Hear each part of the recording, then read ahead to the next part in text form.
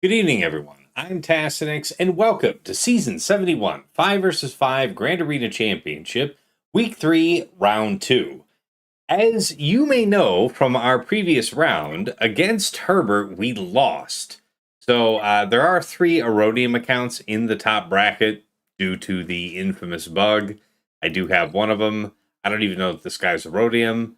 He is only 4 million GP, so I have no real match to show off. However, Dagger will be joining us here tonight to showcase his match here. Within the top 500, yeah, he's, I guess, working his way up as it is. And yeah, should be a fun match. I'm waiting for him to pop in with us here on Discord. But in addition to showcasing his match here tonight, I really want to talk about this new Relic Delta program with all of you. CG announced it a couple days ago. About a day after that, we started getting feedback from content creators who were invited to the program. And most feedback that they were reporting was that, if this was implemented as initially offered, it'd be disastrous. People would be quitting in droves, so on and so forth. And I want to talk about that with you guys because I think there's a legitimate reason that CG is looking to implement a system like this. And I want to hear what, supporters and critics have to say. So feel free to participate on Twitch chat, on YouTube chat. You're welcome to join me here in Discord. I'm actually in a publicly accessible chat here on Discord. Drop in, be respectful, be decent, and everything will be cool. But yeah, your voice will be recorded and will be part of the record, and we'll get your take, All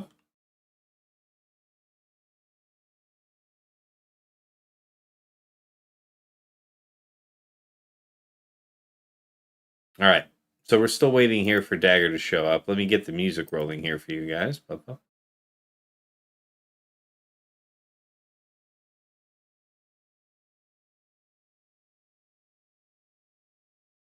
Out there. All right. Oh, crap. I don't have the stream chat thing going. Hold on. I'm not seeing what any of you guys are saying. Give me a sec. My bad.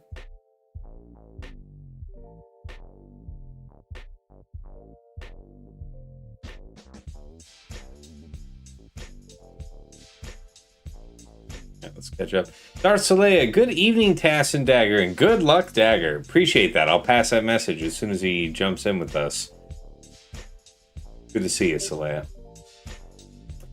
Matthew in the chat says, oh yeah, I'm so ready for this Friday night, streaming this on the 53-inch. Got my peanut butter, what is that, M&M bag? Some Japanese whiskey for later. Dig this. I'm gonna wait for a few more people to show up. I'll wait for Dagger to show up. We'll get through introducing his board.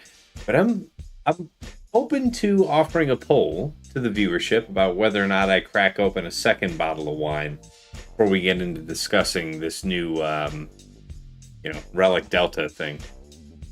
Should be fun. Cass is really bad at checking the voice chat. I don't know. Am I muted? Can I not hear you? Are you not talking? No, I said hi. Oh, well, I didn't. And then you're like, well, wait till Dagger shows up. No, my speakers are awake. I should have been able to hear you. I don't know why I didn't. Yeah, no, because I said hi, and you're like, yeah, we'll wait for Dagger to show up. Like, Well, it all makes sense now. All right, let me check. Speak again. Hello? Yep, we definitely got your audio coming through, so we got the Discord. So yeah, if you're not already on my Discord, you're welcome to join, be part of the conversation about this Relic Delta thing here tonight. Here's the link. Should work. Also, to be clear, I am doing my GAC because Tass begged me for the last 12 hours to help him produce content.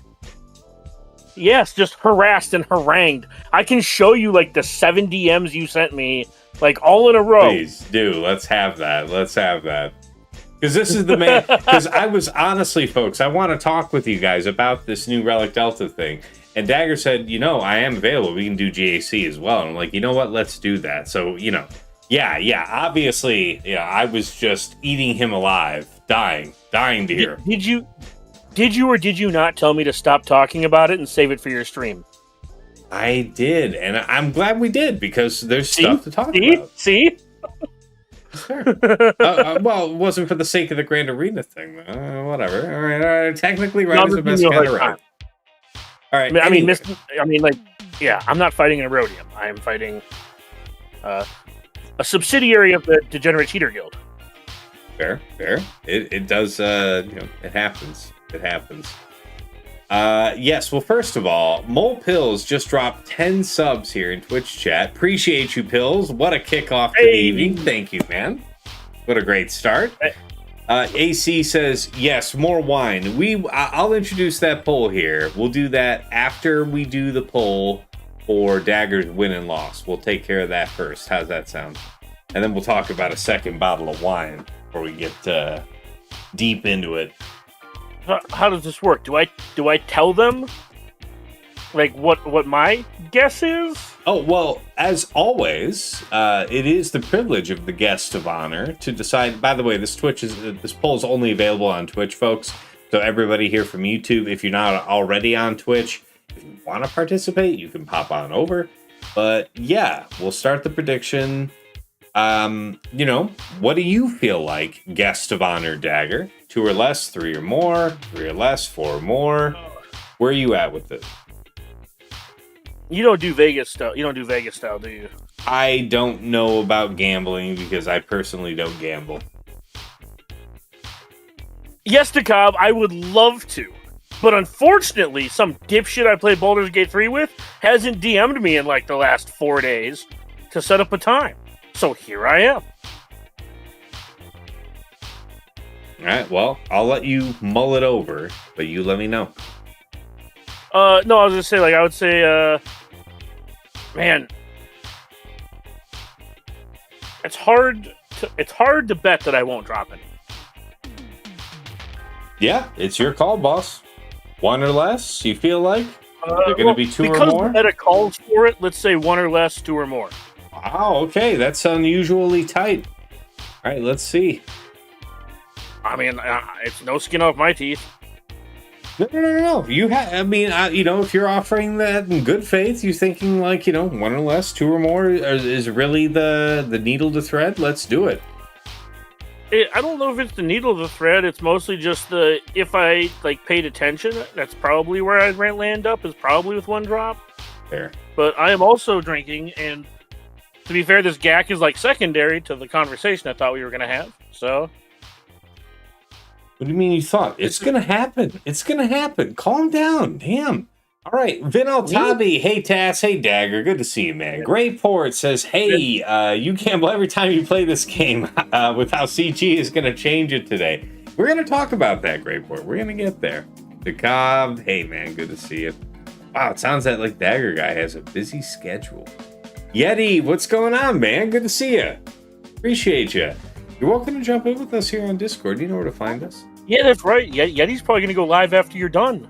Oh, okay. Dig that.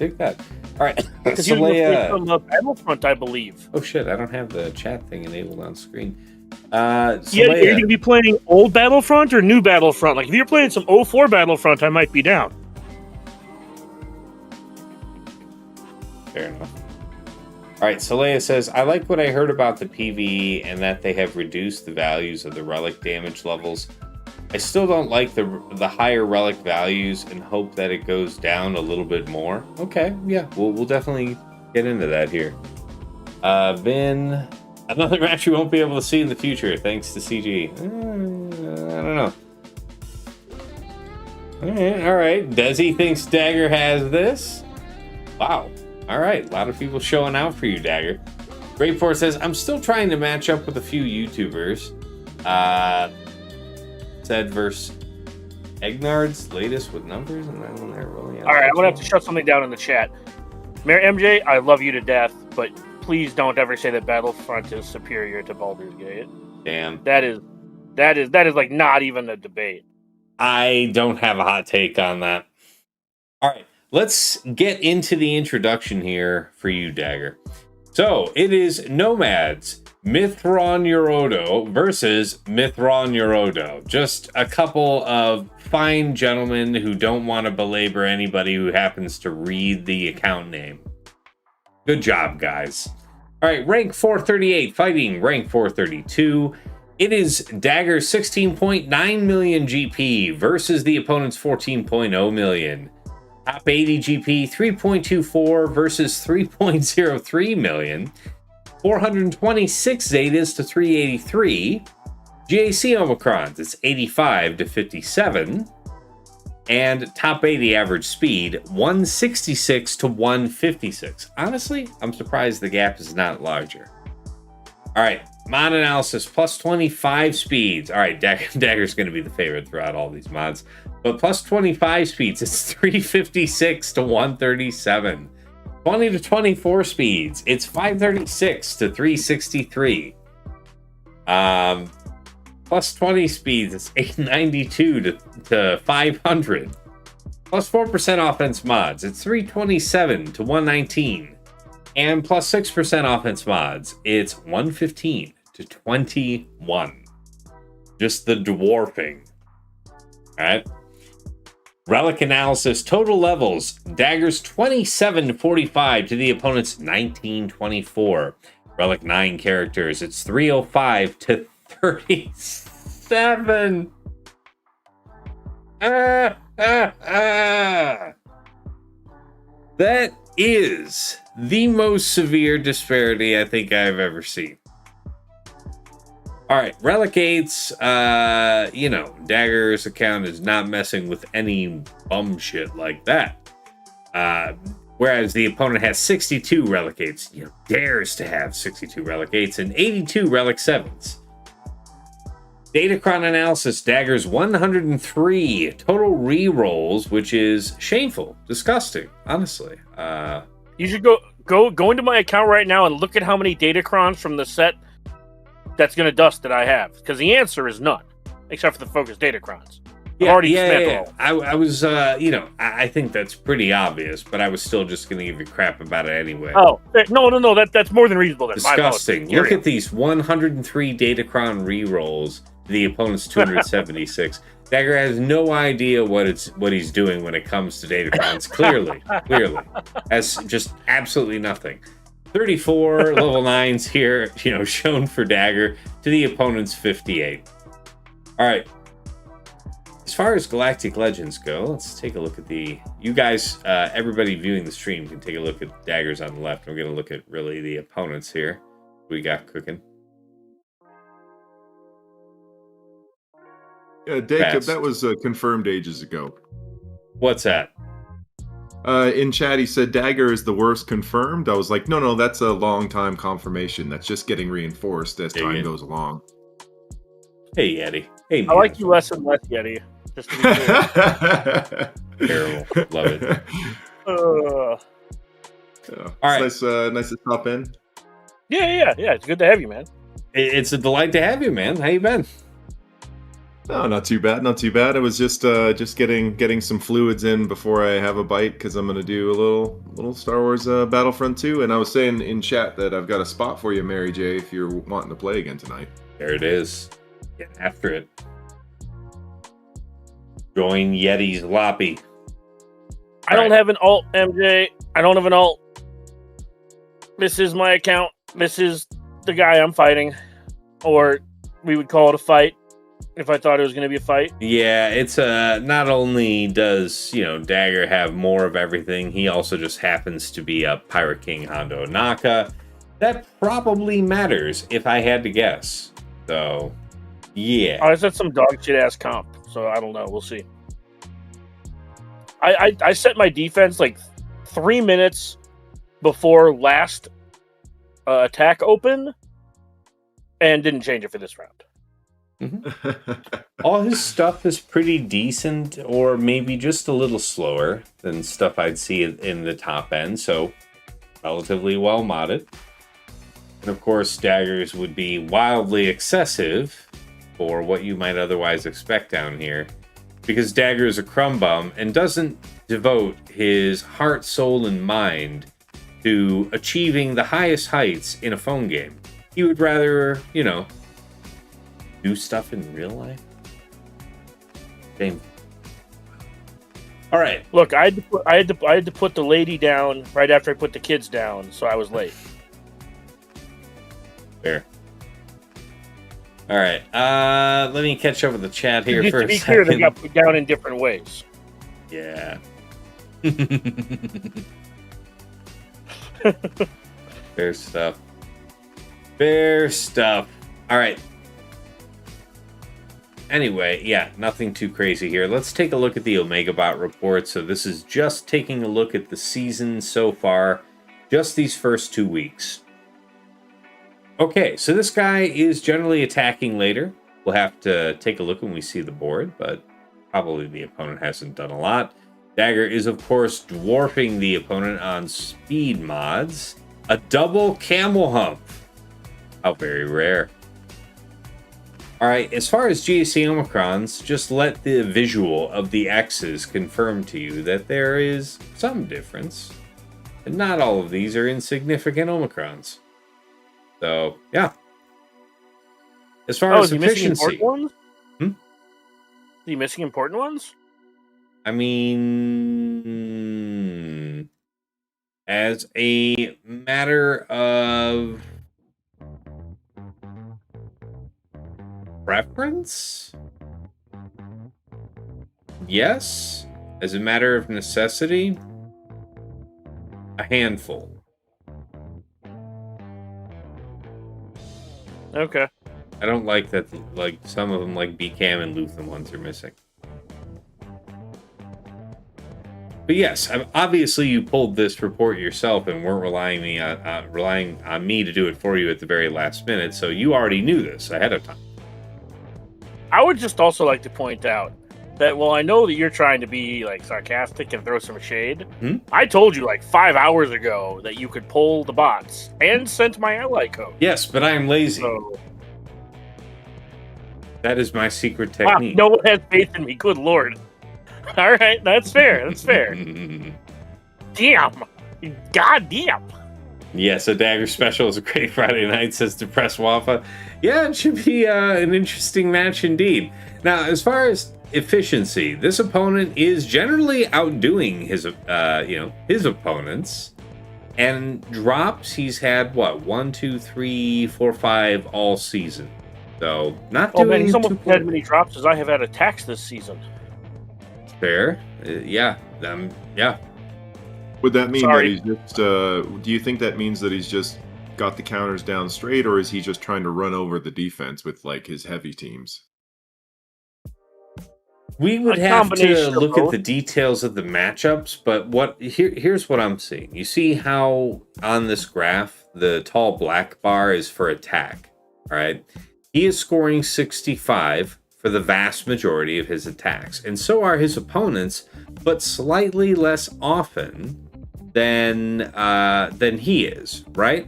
That's what this is reflecting, which means that on average, he's getting more 65. So he's stripping a couple more banners off of his opponents than his opponents are taking off of him. That's a way to see that. All right, let's take a look at the opponent's defense. It is Slacker, Jabba, Jedi Master Mace, Traya, Lord Vader, Rey Swolo, Ahsoka with Exile Ezra, Gas, General Grievous, Gungans, and Balin. It's pretty A-list defense, honestly. Executor, Malevolence, and Radis, generally speaking. If it's not Radis, it'll be Chimera on defense.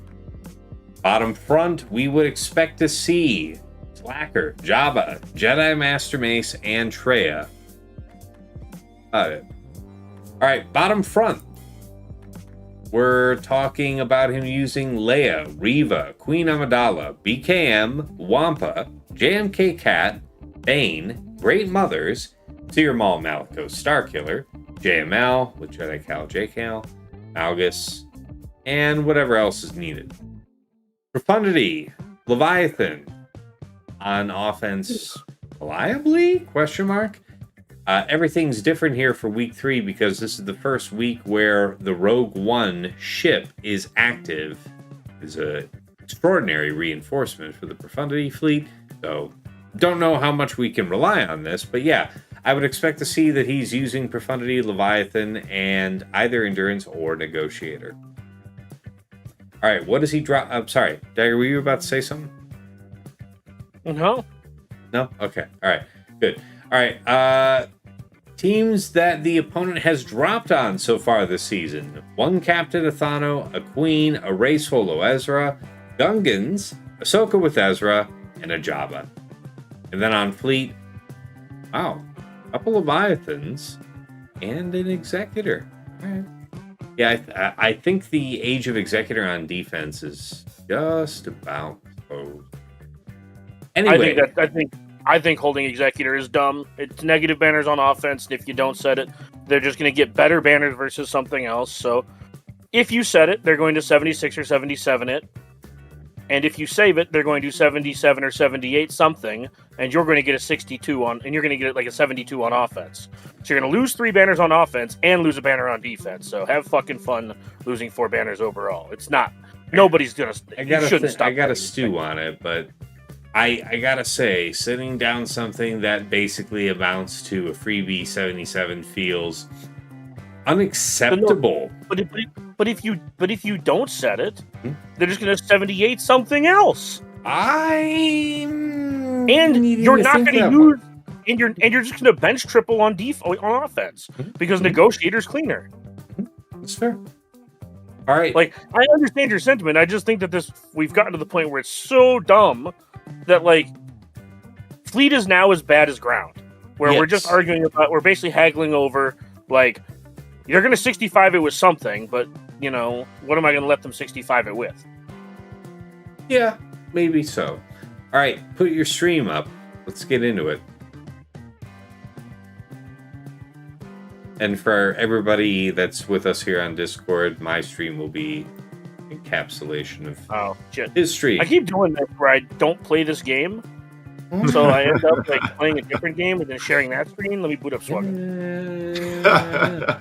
All right, Dagger is a Magic the Gathering fan. We know that. Not news. Yeah, sorry. All right. Okay, yeah, I was just like, before I show the board, I want to conclude the poll. All right, yes. Right. So they have no faith, and I'm here for it. 32% of points wagered went 1 or less. 68% went 2 or more. So eat it, Dagger. That's right, Bazinga. I'm just hanging out over here. Yeah, that's they don't right. have faith, man. They don't have faith. Yeah, this is an exceptional condition for a stream. So that's why I'm here in the Cantina chat, in the public chat on my Discord. You're free to join, and we'll be talking about this new Relic Delta thing. Several different topics. We can talk about the new Magic the Gathering sets that were just announced at Comic-Con. We can talk about... That will be like 4th on the list. We can talk more about baseball with the playoffs ramping up. Slots 2 and 3 are currently blank. That's going to be topics 4 and 5, just so we're clear. The NBA season's about to tip off this week. We can talk about that, or we can go to Good Old Faithful, and we can discuss some of the genocides going on across the world. Fantastic. Lots of topics for tonight. Check and decide where we go. All right, spoiler. I've got you on screen. About. So that's the first. That's the first poll. Crap. How do I do a second poll now without affecting the first? I've ruined my life. Boo. Boo. All right, we're gonna do this super old school. Hey, Bazinga! Thank you for the Prime sub. Appreciate you, man. Mole Pills, you and Mole Pills, a whole bunch of subs between you here tonight. But yeah, obviously Mole Pills fronting 10. It's crazy. I want to say it's only another gifted sub I don't know how much time has to elapse in between events, but another gifted sub, another 100 biddies kicks off a hype train, and that's just a fine event as any. Talk about another bottle of wine. I will. I have a couple of photos of my Power 9, but I have to crop them to be able to post them for reasons that I won't discuss. But yeah. MJ asks, if Dagger drops, do we get to make fun of him because he has the biggest account in the game? Raise your hands. He's not have the biggest account in the game, so eat shit. It could be a fib. I'm third. Okay. You know, I forget how to give bits. How do I do that? I get reminded by Chiss that he's still ahead of me. Hey, appreciate you, Yamash. Oh, that's what it is. Vin Altabi says, did Dagger just say Ryder Cup? I don't think so. There we go.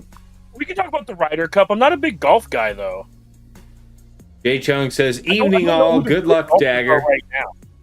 Sorry, what? Jay Chung said, evening all. Good luck, Dagger. Thank you.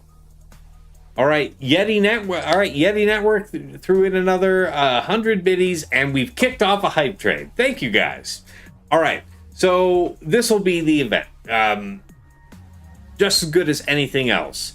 It's going to be one in the chat to get the conversation, the event started here with Dagger moving through Grand Arena ASAP, or do I run downstairs while Dagger introduces his board and uncork another bottle of wine before we talk about this? Dude, if you run downstairs, I'm definitely picking a topic to talk about. So it's one in the chat or two in the chat. It basically boils down to get right into it or make Tass drink.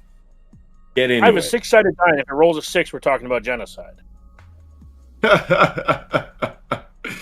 Yeah, I don't think genocide is the most fun topic to discuss there. All right, we got a couple twos. We got some ones happening right now. It's worth talking about the humanitarian level.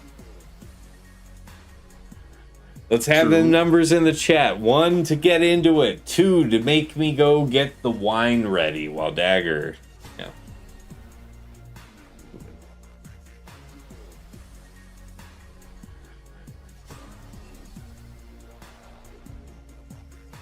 The chat. What is 2 supposed to mean? There's a lot of 2s. What is 2 supposed to mean? 2 is to make him go get wine. 2 is drink while you talk about introduce your board. They want me to roll the 6-sided die while you're gone. So the thing is, Dagger, we could also talk about what you think's going to happen with that that Ravens Chiefs game. All right, we'll give another 30 seconds. Another 30 seconds of votes. That wasn't one of the topics on purpose, Yeti. I appreciate you. Fuck off. Yeah, I hear you, Matthew, right. But I gotta respect democracy. You know what I'm saying? I also like wine. All right, let's. He likes shoe wine, to be specific. But yeah, we're not doing no. I thought wine. I thought he liked the 3 penis wine. You were part of that shoey crew. You were part of the shoey crew, weren't you, Yeti? No, I did not do a shoey, but okay. I've been around when shoeys were consumed. Okay. Yeah, who among us has not in the Swugga scene? I appreciate the chat for siding with my Ravens. I just don't have a whole lot of faith after blowing leads against. All right. Well, the chat has overwhelmingly voted for 2. All right. So the chat has said I have to go fetch a bottle of wine, and you can open up the board. I got you on screen. Talk about your defense. Walk the people through your opponent's defense after that, and I will be right back. Well, the die said we talk about baseball. So, how do you feel about your Blue Jays right now, Yeti? You will be banned. Yeah, they have dropped like 7 in a row and have thrown away basically an easy glide into first place. So yeah, that's kind of amazing. Yeah. Yeah. Do you know what the funny thing that kicked off is? The second I asked you, I was like, "Are the Blue Jays for real this year?" And you're like, "I don't really want to talk about blah, blah, blah." And then I'm like, "That's fair." And then it's like loss. And I guess I'm like, okay, I guess they're just the normal Blue Jays that are always Blue Jaying. Yeah, they're holding more L's than Drake right now. It's crazy. Yeah. Literally, it's like. Yeah, it's a fucking staggering thing to lose, like, what, 7 of 8 or something? And Tass's Detroit Lions are also just completely imploding as well. Well, they did win the last game. They dominated the team from Baltimore. Yeah, but they're 1-9 in their last 10. Wait, really? Yeah, the Tigers have imploded. Oh, that's no. I thought you said Lions. I was like, what? No, sorry, Detroit. Yeah. Detroit. But the Tigers, the Tigers have totally pulled the Blue Jays as well. And so, like, I think, did you see I was watching some clips. That catcher for Seattle hit his 60th homer. Yeah. And he keeps just going like, we're gonna win the whole fucking thing, and everybody's like, no, don't say that. I really hope he wins the MVP. Yeah, I mean, you would think he would have to 60 homers, right? Yeah, and the problem is that, like, what's his bucket for the Yankees just exists. Oh yeah, Judge or whatever. Yeah, he just exists, and he just keeps cranking out. I'm just hoping they hit like the MJ LeBron syndrome, where it's like, we can't actually give it to this guy every year, so let's give it to somebody else. But dude, he's had such a spectacular year. And then they'll test him next year every week for PEDs, and he'll hit 20 home runs instead of 60. Rip Brian Braun.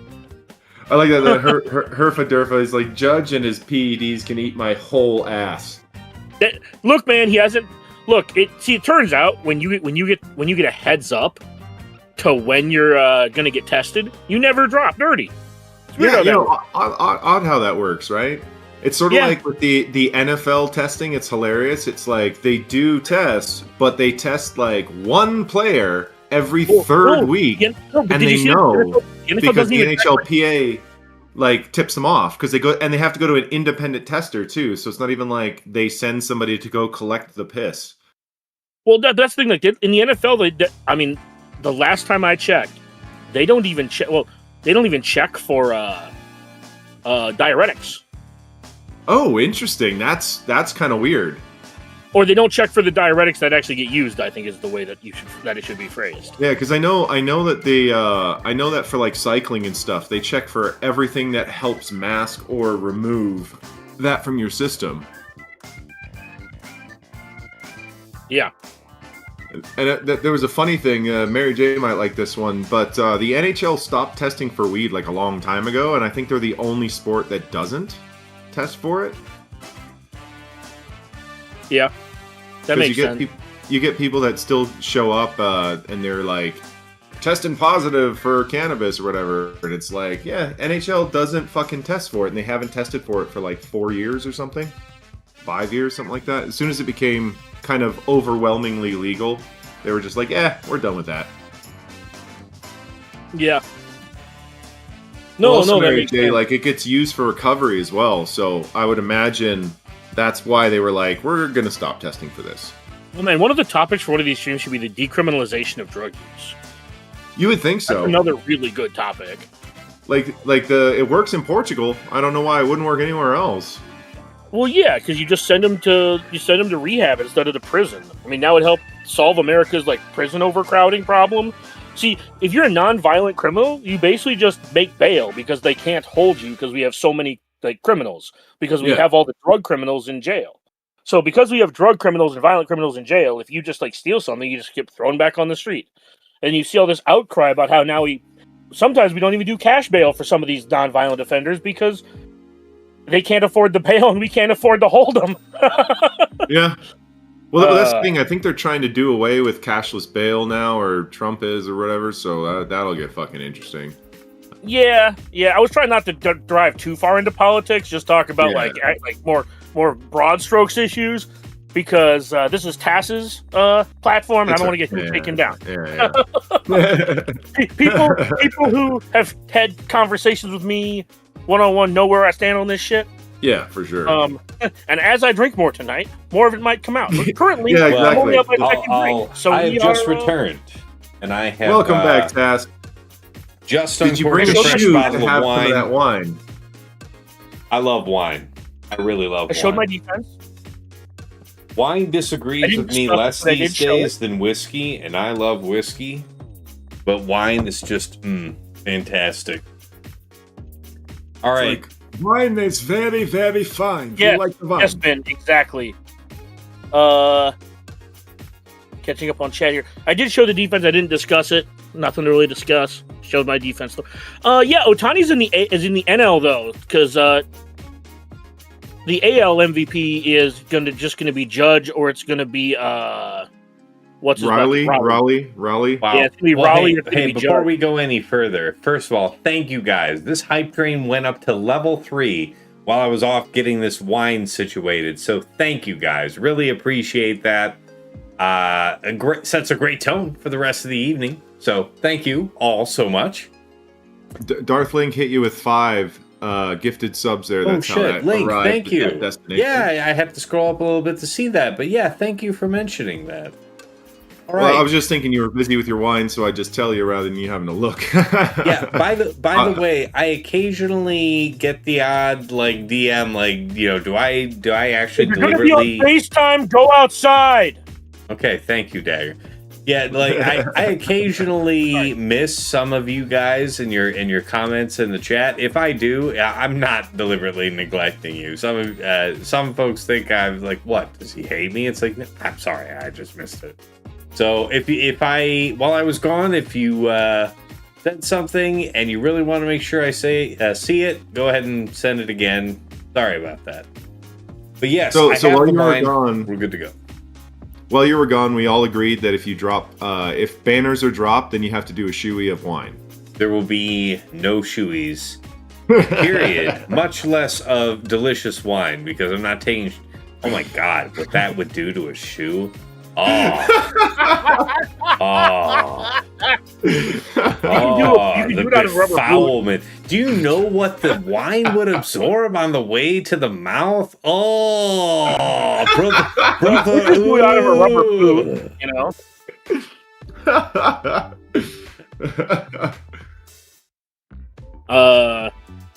Yeah, dude, Ohtani, we are Ohtani is like if LeBron was the size of Wilt Chamberlain. Mm-hmm. Right? I don't think people realize that the way we deify Babe Ruth for being like a two-way player is what Ohtani actually is. All right, Dagger, I draw your focus to the here, to the present, to the moment. Talk about your opponent's defense. Oh. Yeah, you already told us what his defense was in the pregame. This is his top. Oh, I thought you said you only covered yours. No, you covered his defense in the opening. He didn't change it. It's the same shit. Oh yeah. Okay. So this guy is he's not scouting. He's not a scouter. He's just rolling the same. All right. Well, how do you want to begin? Well, I was just responding to Vin's comment in the chat first, where I was saying that I think people don't really respect what we're seeing with Ohtani right now. He is probably one of the best pitchers of our generation, while simultaneously being a transcendent hitter, like a legit triple threat style hitter. Well, maybe not the batting average. The batting average is a little weak, but just really good hitter and just a stud of a pitcher. Who the fuck? Yeah, you might remember who was the guy who could pitch 90 miles an hour with both hands, and they eventually told him, hey, you can't switch arms in the middle of innings. Who the fuck was that guy? Somebody in the chat will tell me. But Ohtani reminds me of that, where they're going to make a rule saying that if you're a pitcher, you can't hit. Or if you're a hitter, you can't pitch. They're going to use Ohtani to specialize baseball even further than it's currently specialized. Fantastic. Because as we move forward, the athletes are just going to keep getting better and better. And you know just how much baseball means to me, Dagger. So as much as I'd love to continue with this, I'd love for you to talk about how you want to approach this bottom front. Oh, no, we still have like 90 seconds because ads just started. Yeah, before you start the fight, but let's talk about what you're planning on doing here. I don't know. I guess Bad Batch here, JMK here, do something against Jabba and Mace. I don't know. Oh, yeah, JMK versus Jabba? Really? No, versus Slacker. Oh, okay. There's an SOK here. This is going to be JMK. This is probably going to be Bad Batch. I like that fight. I love Jabba. that Bad Batch fight. Yeah, I mean, like, you act like I did any thinking into this. I literally am just asking for your plan. I don't care about the level of thought that went into it. I'm talking about when Otani retires. When Otani retires, I think that they're going to, because he just signed a $700 million contract. Or was it a billion? No, it was a billion, wasn't it? Yeah, it was a billion, I think. Yeah, a billion. And then they deferred it. This guy's going to get another contract after that. Listen, I'm pretty good at a phone game. Where's my $700 million contract? Why I appreciate and celebrate his success.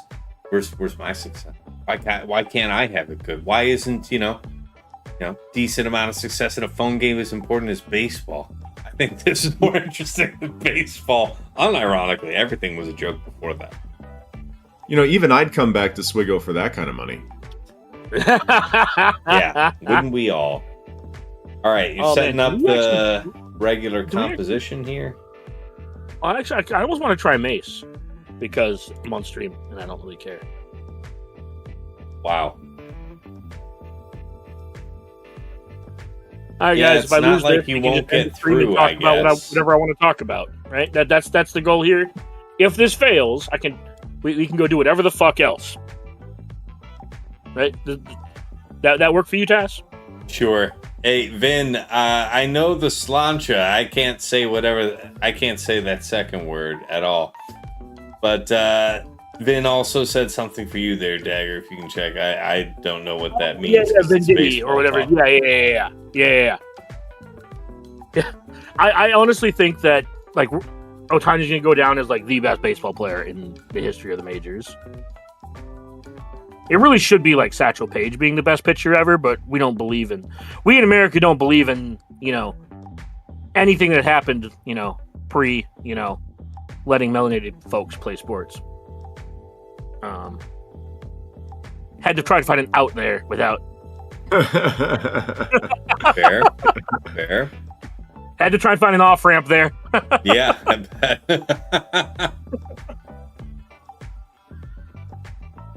Not the worst choice. Yamush says GMY is easy mode instead of a tank. No, GMY is not good because the likelihood of him targeting Cat is incredibly high. Well, Slacker will target GMY, but then GMY will die. So, like, I'm off that plan. Plus, then you don't get GMY for, like, the very smoothest Queen Amidala. Come on, give me a turn. That can't be dispelled, so we'll just kick.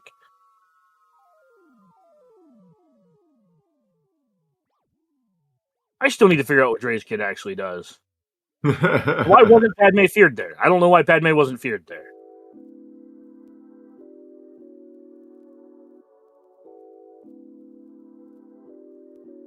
Yeah, sorry, Herfeder. Twitch has had a rewind feature, I think, for a while, right? I think that's that new.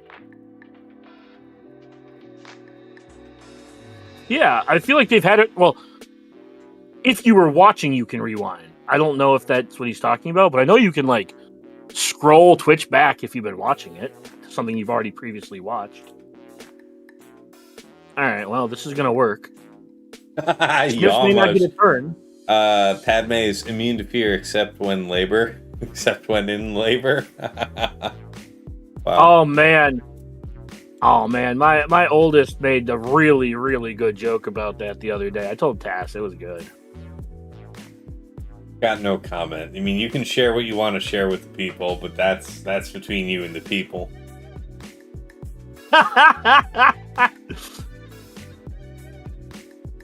Basically, my oldest told some girl that her mom probably got a C-section to avoid labor. That she was lazy.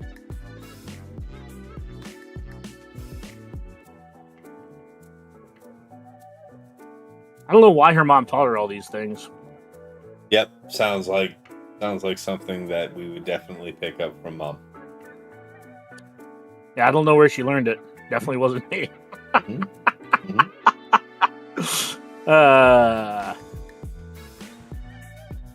Oh my god. Yeah, that hurt. I'm not gonna lie. I believe you.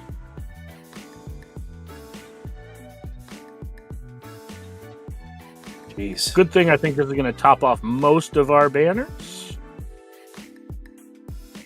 Maybe not.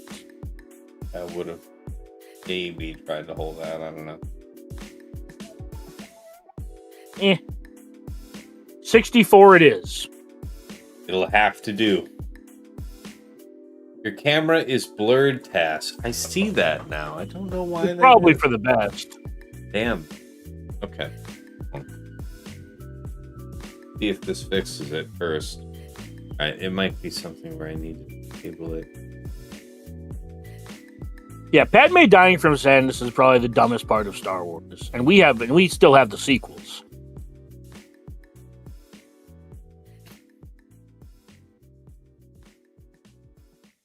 Yeah, I forgot she was immune to fear. For some reason in my head, it's only because she was in the leader.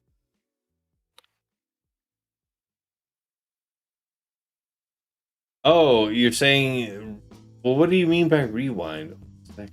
Like, I'm watching Tass's stream. I can literally move this cursor. I see. 40. Okay, well, I'm not seeing it from your side, so okay. Yeah. My bad, her. Yeah, I'm just saying that on Twitch right now, I can see right now, and I can, like, rewind it. I was able to do this, like, last week. If you say so, yeah. My bad, Herfa. Yeah. If it is new, then awesome. Yeah, I guess I don't know what the rewind feature is.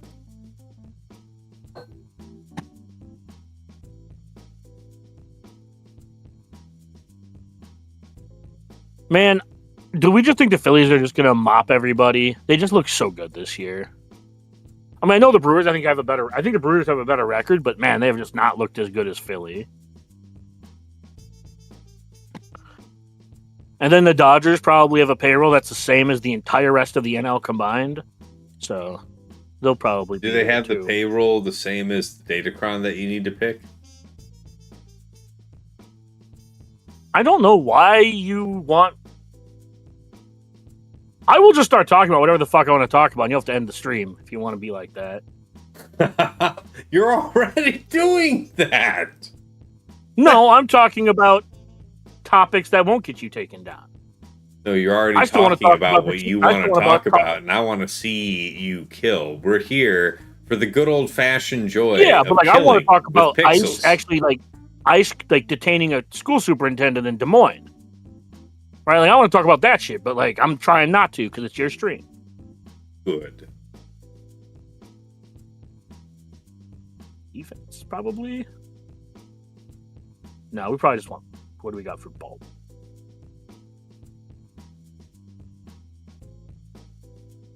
Probably don't need all that damage.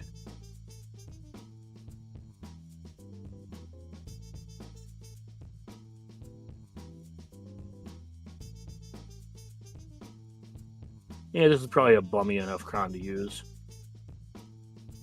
Bulk with some stats.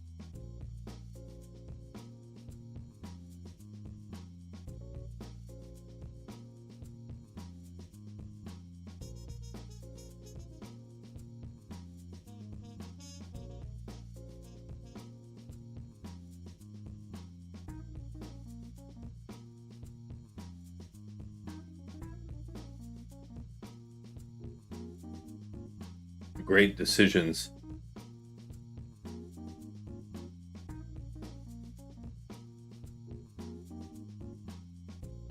Saldag, I don't have long to chat, but what has been talked about the Relic Delta so far? Yeah, I'm trying to mostly move through Dagger's Grand Arena before we get through it, because I don't want it to be on again, off again as a topic of conversation. but I'm expecting that him having such an incredible account is going to just bully people down, and it's going to be decisive. Nevertheless, there might be some interesting matches. This is one of them. So we haven't really gotten deep into it, but here's the... Feel free to correct me, anybody in any of the chats. But the long and short of it is, it's meant to say that if you're accustomed to using the occasional minimum requirement team that has, probably mostly Relic 5s, if not entirely, to kill teams that are way stronger, possibly Galactic Legends, possibly Journey Guide characters, Relic 9s, the whole bit, in Grand Arena, it sounds like you're going to be getting punished for that. In a strategy game, I like the idea that if you find the odd opportunity to punch up, I think that is cool. I like it more when it's a difference between like Relic 7 and Relic 9 than I do between Relic 5 and Relic 9. Now, that's a personal opinion, and... Also, for the record, this is why you don't set this team. Yeah, fair. This is fantastic. Yeah. I mean, Fatal is the foremost evangelist of this team, but this is a really good team. Yeah. Yeah, don't be setting that shit.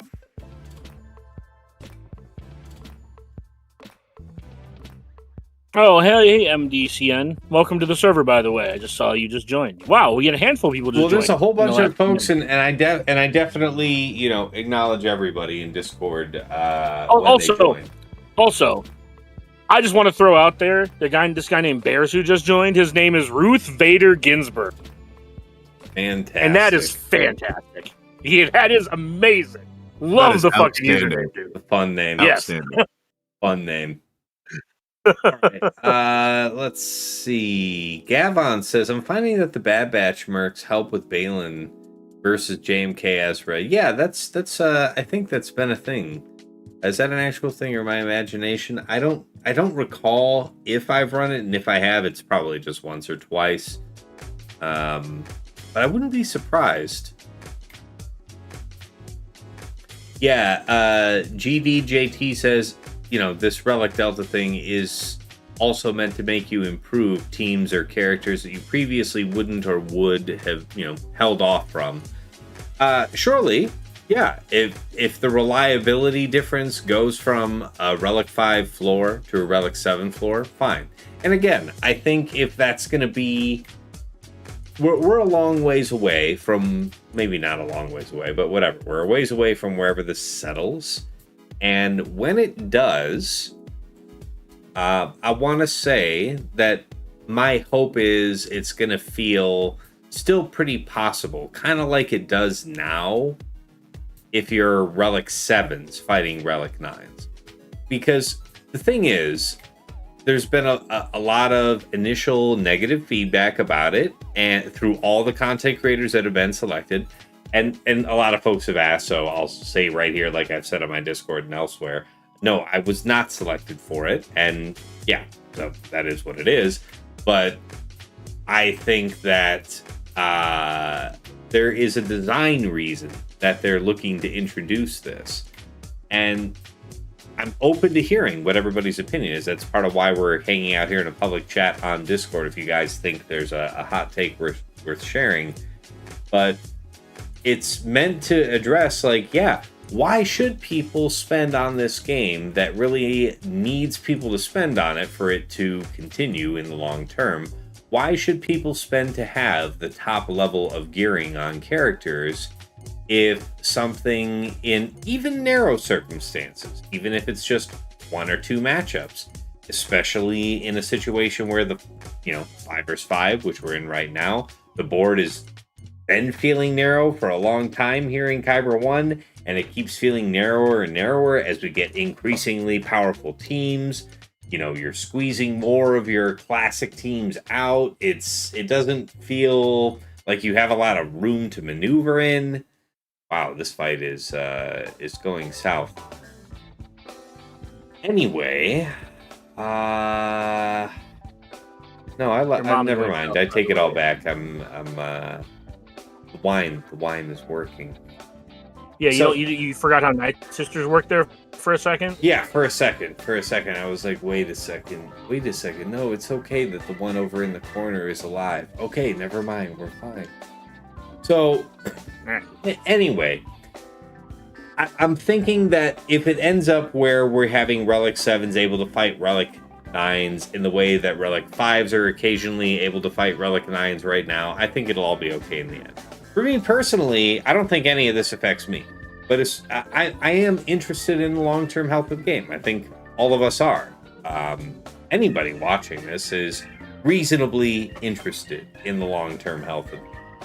So, if you don't think it's about incentivizing people to continue to invest in characters and go up as high as Relic 9, what do you guys think it is? If you think, your initial feedback through everybody, through all the content creators that had been selected for it, is why Meathead just today announced changes to those numbers. Those numbers making it look, woefully unlikely that you'd ever be successful with like a Relic 5 versus a Relic 9. That's getting tuned. So your feedback is effective. We're not at the finish line yet, but what do you guys think? If they tune this right, is this going to be an okay solution to that problem? Do you think there's a better way to handle it? I'd love to hear it. All right, so now... I ended up with a 62. Wasn't able to get back around to Doctor's turn. You disgust me. You sleep outside. Yeah. I was thinking... Really nice out tonight.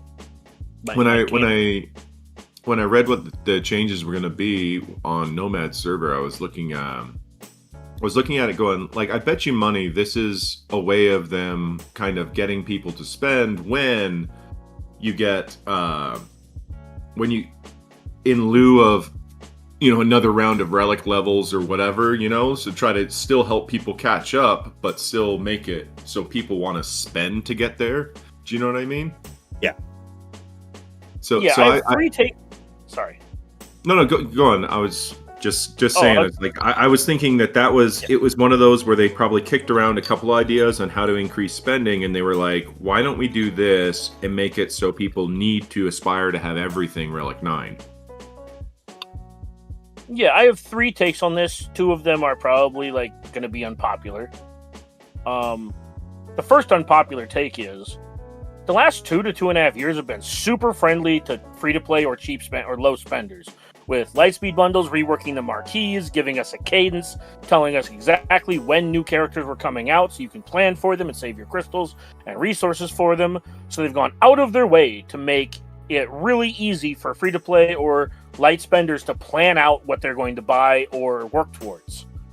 And it's about time they gave something to the whales. This is something that I know I feel, and I know I've talked with Tass and some of the other people who have really big accounts where, man, I just got skull fucked by some 12 million account, and I'm 16 mil.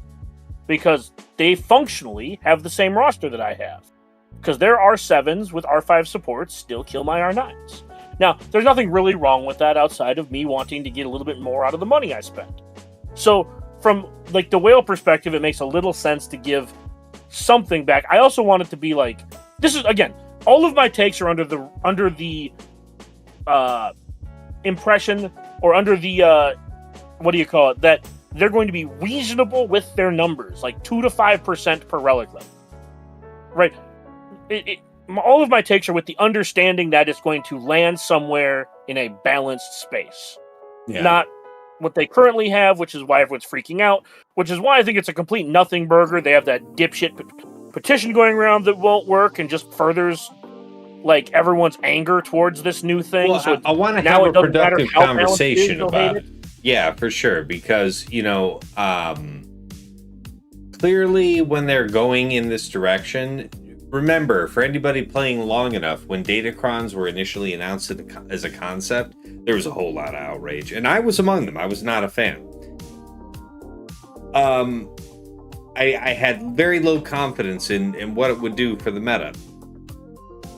And initially I was vindicated because the first couple of Datacron sets were really oppressive. It did exactly what I thought they were going to do. It narrowed the options for what you could do for counters, and putting a couple of those pinch points in even a couple of places really narrows your odds of getting a fight if you're not on exactly equal footing roster-wise. So at that time, which was years ago now for sure, I was punching up into people, and so I resented it. But after the first couple Datacron sets, they heard the feedback. They didn't like, they heard how we didn't like the overpowered nature of Relic 9s, in particular when they unduly buff Galactic Legends, and they heard us say we don't like having 3 concurrent Datacron sets, and they never did that again.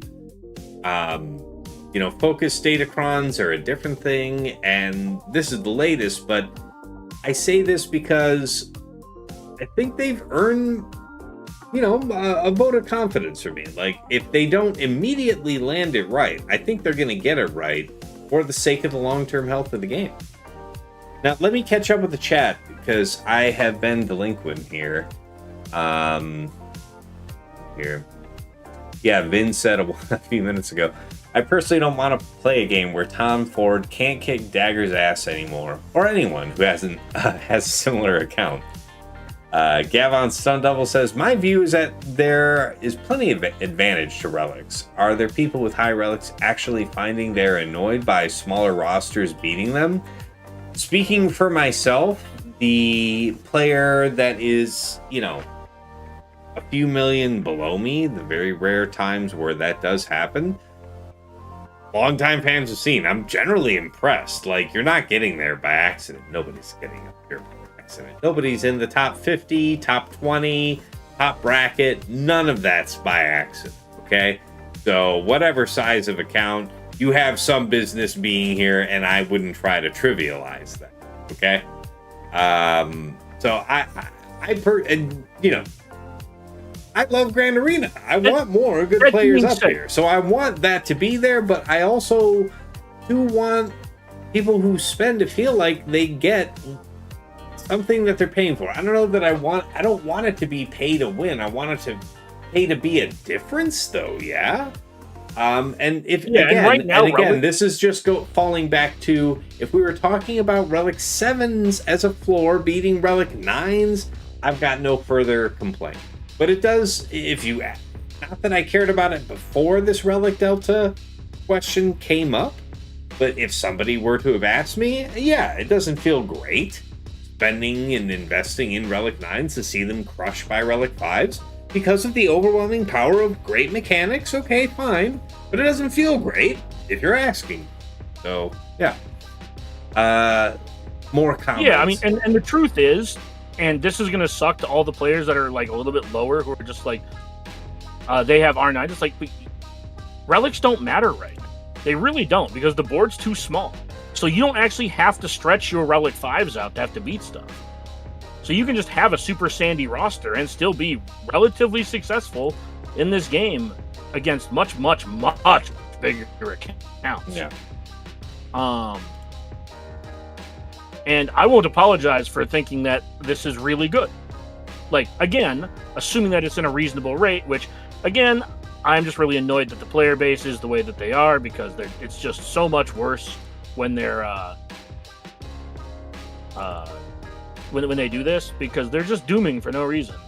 Well, like, they have no actual information. For sure, anybody that was taking a strong reaction off of this initial set of numbers, especially before this first round of feedback from Meathead, where they've already tuned the numbers, we have no reason to expect this is the last time they will tune those numbers. There's no reason to have overreacted. I've seen a whole bunch of people saying, like, we're quitting, I'm quitting, this is not the final form. Quit anyways. We're a ways away from that, but I gotta catch up with a couple more comments here, Dagger, because I'm woefully behind. And then I'll give my other 2 points on it, because. Well, let's have it. Let's have it. I don't want you to lose that. Let's have it.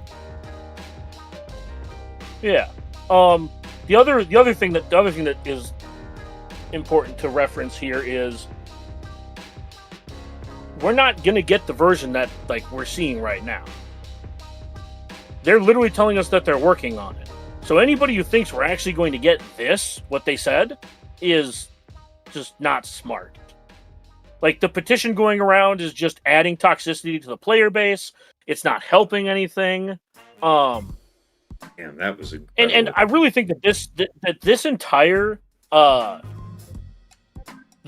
situation is just another microcosm of why the devs should not listen to the players.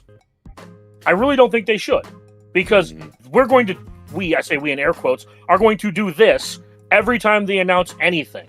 Even though Datacrons are great, they arguably saved the game. Whether you like them or not, I don't really care. They're objectively good for the mid, end, and mid, late, and end game. Yeah. I really. By the way, what was the setup on that Datacron? Because it is rare to see Malgus drop to this. So what was that setup? Oh, I misplayed like 3 times at the beginning. I fucked it up. You disgust me. You sleep outside. All right, I really do need to catch up with some YouTube comments. Let me see where I'm at here. Oh my god, I am. Well, I'm going to finish up what I was saying about that. I really think that we should use. I really think that every content creator should use this moment to platform CG. I think that every content creator should reach out to CG and be like, "Hey, I'd like to talk to one of your envoys. I'd like to be a beacon of positivity for the game right now, because unlike the player base, I would like to be good faith and learn, or good faith and share, because every time anything happens, like they announced Hondo, that was the first thing that happened. Like, we don't need another GL. Fuck GLs. The whales are just gonna have another. Like, why do y'all hate the game you play? That's the part that blows my mind. Is y'all play a game that you fucking hate, because you wouldn't complain this much about a game you enjoy. Well, I mean, that is not true. So I'm just gonna. I know how to jump in, but I'm gonna drop the mic up. That is not true. Let's hear it. No. Everybody speaks when they hate something is because they do care. Now, I listen to what Dagger has to say, and Dagger's right on points. But I want to make sure I comment. People talk about stuff they do care about. If they don't care, they shut up. Now, again, I'm not going to live in the world of the masses who say it, because there's certain things that Dagger talks about as right. Also, we've been playing the game for damn near 10 years, and out of all of the times they have done stuff, it has been done as a shock or a surprise or something else. This is the first one where they've, in my opinion, been very upfront with what they are attempting to do, but not giving us any final results, and in my opinion, should be allowed the time to get it right. They gave us, in my opinion, and I think they would agree, stupid high numbers to start as a floor, and are working it backwards. Also, I think they're doing it right, trying to get as many voices for the community who are trying to give, not game is doomed, but trying to give constructive feedback. I listened to Scribe. I thought Scribe did a great job talking about other things. I'm not talking the Doom part. I'm saying he looked at Conquest. How does that impact that? That's a great question. He looked at other aspects of other game modes and said, what does this do with the Relic disparity? That's a great question. And the team and the people who are giving him the constructive feedback, let's look at this. He brought up JML. That's cool. He brought up an actual character and said effective reasons around JML. That's great. Other methods of it. Dooming the game, which Dagger's talking about, I don't agree with. And I think just trying to go into a point of saying the game's over, it's dead. That's not a way to do it. They've never, in my opinion, ever, they've shocked us. They even with Datacrons, and I agree with Tass. And everybody else doomed the game then too. And then it finally got us to a place where I think Datacrons are great for the game. They bring changes they bring seasonal elements, and it's good. They corrected, and importantly, this is why we're having this conversation, because it is at the root the same issue. That's it. Datacrons were introduced to address a critical design problem with the game. How do you get new whales to compete with old whales when old whales had the advantage of a mod collection? If you don't have something like Datacrons, which kind of equalizes the power in a seasonal fashion, where if you want to spend on it, you can more or less overcome the advantages of a very well-developed modded account at about the same size as yours with these Datacrons. Like, I think so. I'm going to give another hot take real quick, just to the point of it. Please. They could give the easy answer of saying, we're just going to move to Relic 10. To me, and again, I don't care if this is a hot take, this is my opinion, which everybody's entitled to. It sounds like they're trying to redefine the structure of what a Relic level is. And they haven't defined it. They wanted to start with, I agree with everybody and their take on it, and I saw that there's ads. 95% is I know it's retarded. It's dumb, and everybody agreed. That's nobody, people who like it or hate it, nobody came in thinking that was a great idea. But they gave you a baseline of starting to a number. I'm glad they at least gave a baseline so that you could say that number is a bad number. You put a bad take on this, and then that needs to be corrected. And like you said, Tess, I didn't even know yet. They already started adjusting the numbers. Great. But it looks like, I want to say, me, all the feedback they've gotten has been fairly uniform in that it's like, this isn't it. Yeah, and nobody, I don't think anybody's disagreeing with it. People who like or hate the idea, but honestly, it feels like they're trying to redefine what the definition of a Relic level is and what it's supposed to do instead of what could be an easy take. We're just going to go Relic 10. Look at Marvel Strike Force. They just went to Relic 37 or whatever the hell the number is for what they're doing. God, really? They haven't done that. They haven't, I'm being facetious, but it's like they just continue to take just easy swings. And at least it feels like here with this game that they're still trying to do things with.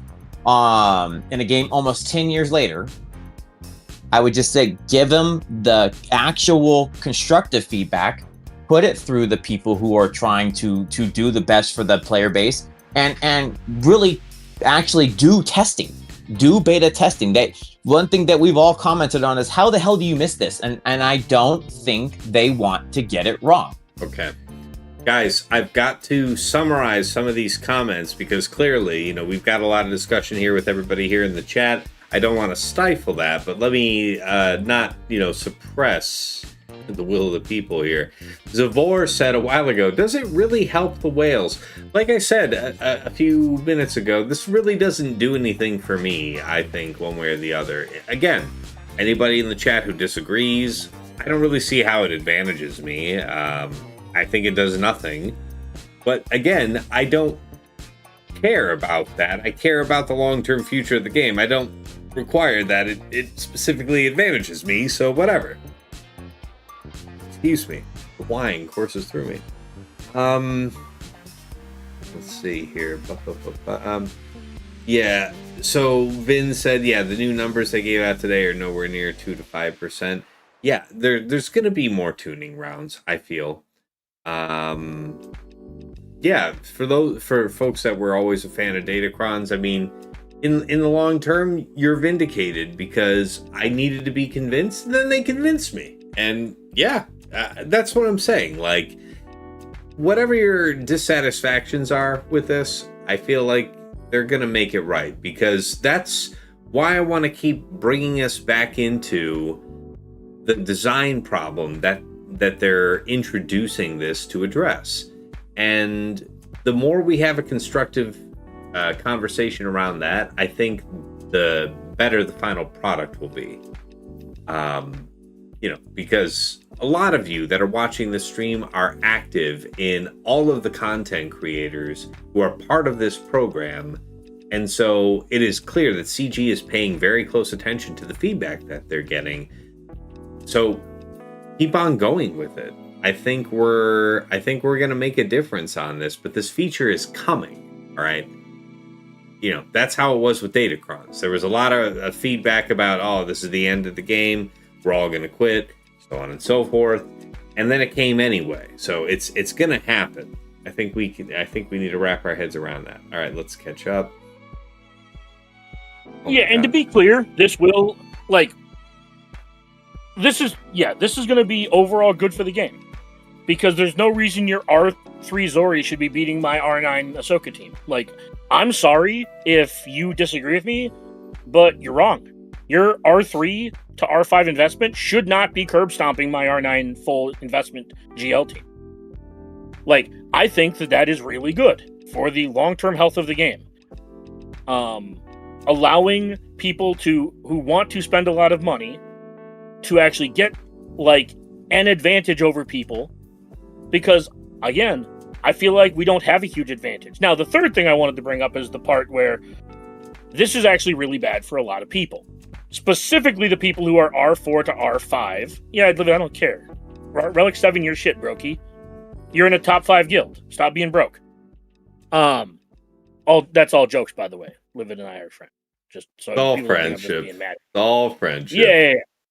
Yeah. Just I saw the screenshot. Quit being broke. Stop hijacking the chat, Dagger. I gotta catch up with the chat. You've had your say 2-3 times now. Damn it.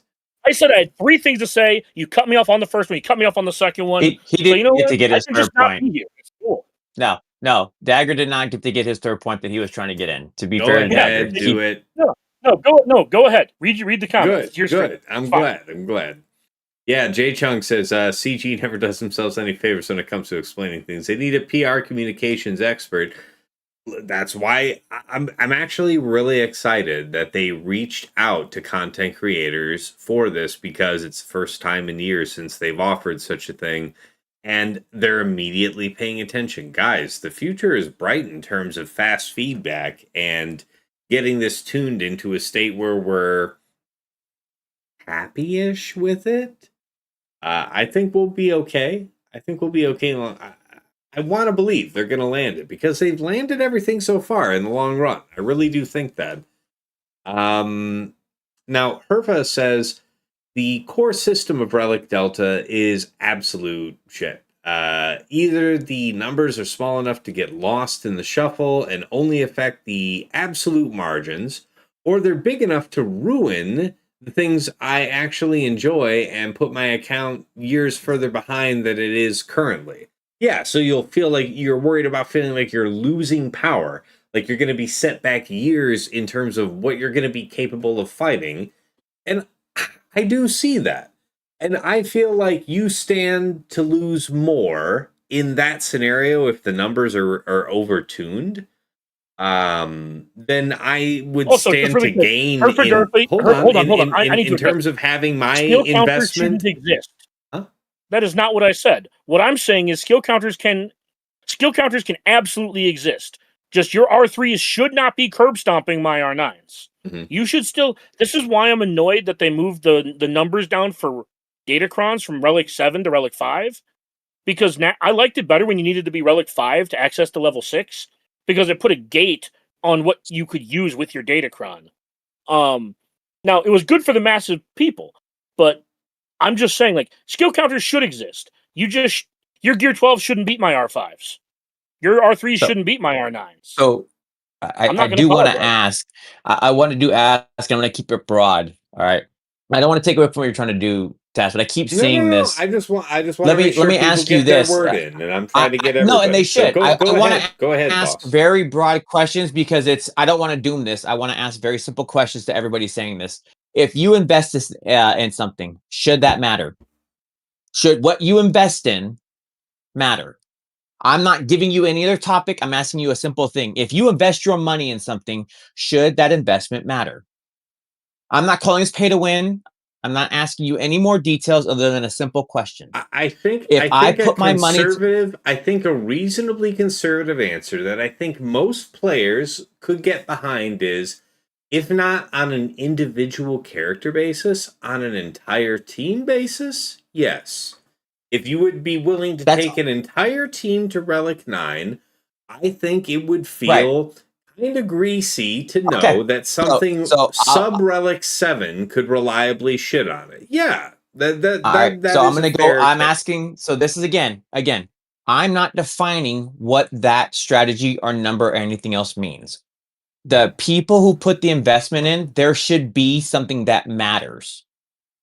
Also, I don't think they should rush to any decision of what that means for it to matter. But the structure of the game, people calling it pay to win or something else, I want you to go back 12 months. I want you to go back 15 months or 24 months when every character was $300 to $350 to get there. We are now pretty safely set at 100 to 120. I want to say, and then that can get you to at like the worst. Okay, so you're telling me they've described as pay to win, and they brought the floor down to people who are putting a small amount of money into the game.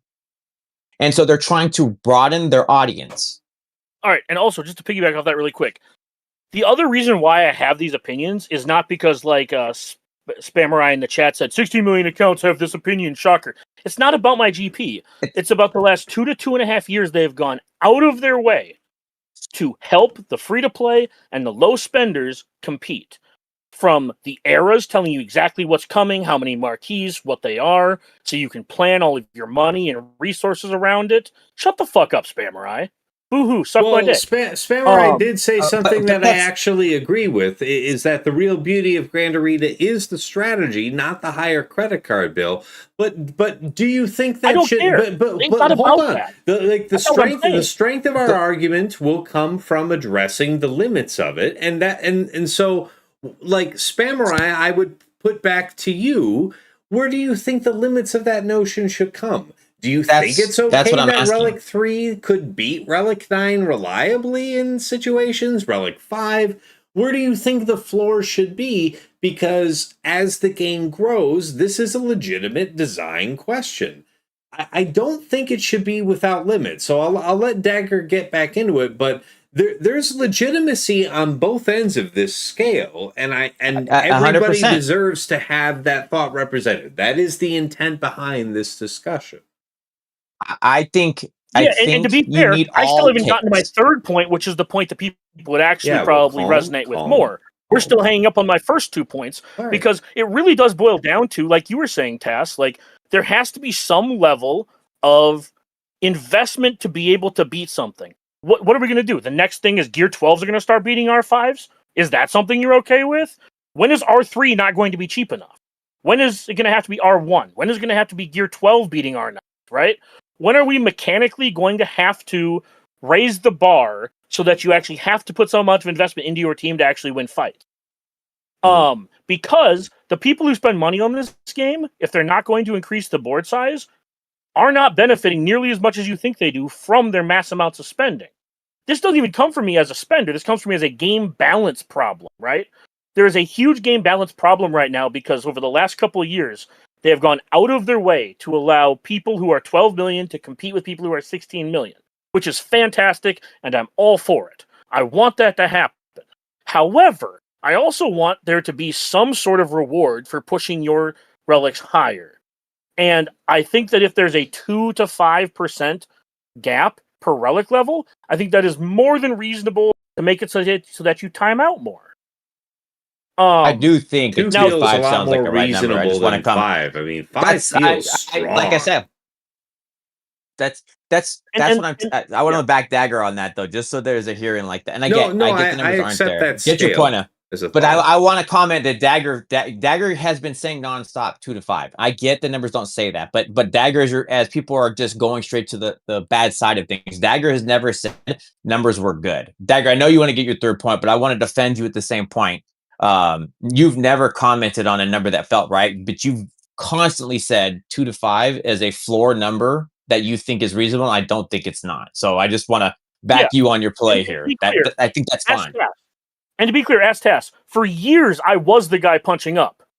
I was punching up millions of GP, multiple. I was 1 to 2 metas behind. I absolutely was punching up. And I was making it work. And I still, at that time, would have felt the same way that I do now. Like, this isn't because I'm at one side of the teeter-totter right now. I really think that there needs to be some amount of balance around the top end. Now, to my third point, I think this is really, really bad for a lot of people. I think as far as, like, the top end, like, top 100 of GAC, I think it's excellent, right? But I think that the people that's going to hurt the very, very most are the people who are in the 5 to 8 million bracket. Because now they're in Aurodium or low kyber playing against these 12 to 14 million accounts that don't care or don't try, and now they'll have no chance, right? Before they were able to, like, clear a couple teams, and if the opponent didn't play, they'd win. And now, like, if this change comes and it's even 2 to 5% per relic level, they just won't clear a zone. And I think that that's really, really bad for those people specifically. because they're not even going to get to play the video game because they're like, yay, I've been doing really well. And then they open their bracket up and they're 5 million and they have to fight 2 8s and a 12 that week. They're not going to get any wins. And it's going to be because of the Relic Delta, primarily not letting them basically clear a zone. So I do understand that there are going to be systemic problems to this as well. I'm not, that's why I said, like, y'all are going to focus on the 2 less popular opinions I have than the opinion that I think most people would agree with, where most of the time I tend to focus my opinions on the people that are between 12 and like 16 million, because that's where I live. But I have 4 friends who started this game a few years ago, and they are 6, 6.5, 8, and 9 million GP. And I had a long conversation in a text chain with them today in our group chat about how they were saying, like, they were trying to be cautiously optimistic, and I was basically saying, this is going to be really bad for you guys. Like, extra fucking bad for you guys. Because you guys are in Kyber 5, Kyber 4, fighting people with 8 million GP more sometimes. And this is just going to, like, end your GAC enjoyment. So the only... Are you good, Dagger? Go ahead, finish your thing, man. Yeah, I'm just saying, like, people should, like, people need to understand that there are multiple sides to this, and I do see all of the sides. Okay. I just want to comment on that. The finally conclude your third point, because I know TJ's got to say something, but I got to respond to a couple comments. Do your thing. No, I'd rather you do your thing, Test. I'd rather give everybody their point too before I go with another one, because I got to be fair. I wanted to address something I saw Livid say here a second ago. Let me scroll back up for it. All right. So yeah, I mean, certainly the changes they made to marquees has made new characters much more accessible. Like it's a third or less the cost that it used to be, and I think that's a huge net benefit from the game. Dagger would probably be a more knowledgeable person than I about how that change specifically affected the growth or lack thereof of the user base. But my hope, my expectation would be that it would be growth because, yeah, how could that not be beneficial? It used to be like $400, like between $300 and $400 just to get the character shards for the character. And then once you had that, it's like, yeah, well, if you have gear problems, if you're missing Zeta stuff, there wasn't Omicrons back then, but if you were missing stuff like Omicrons, then, you know, that's like a you problem. You get stuff from the event. There was no event like this back then. It's very player friendly. There's been a lot of player friendly stuff. And honestly, as somebody at the very end of the end game, I don't really feel like I need a lot of protection. But I feel like we've already talked about it. It's just, you know, it doesn't feel respectful to have something where it's Relic 3s, Relic 5s, stomping Relic 9s reliably. I know, and again, we're talking about something where this isn't anywhere near a majority of circumstances, but with an increasingly narrowing Grand Arena board, making that possible for 1, even 2 teams is a pretty big deal. So it begs the question, why should somebody sink up into Relic 9s? And then that causes EA execs to ask, yeah, why are we keeping this game out long term if people aren't actually having an incentive to buy the end-game stuff? And so, again, I don't feel like I need much protection. That is something that's being brought up in the chat.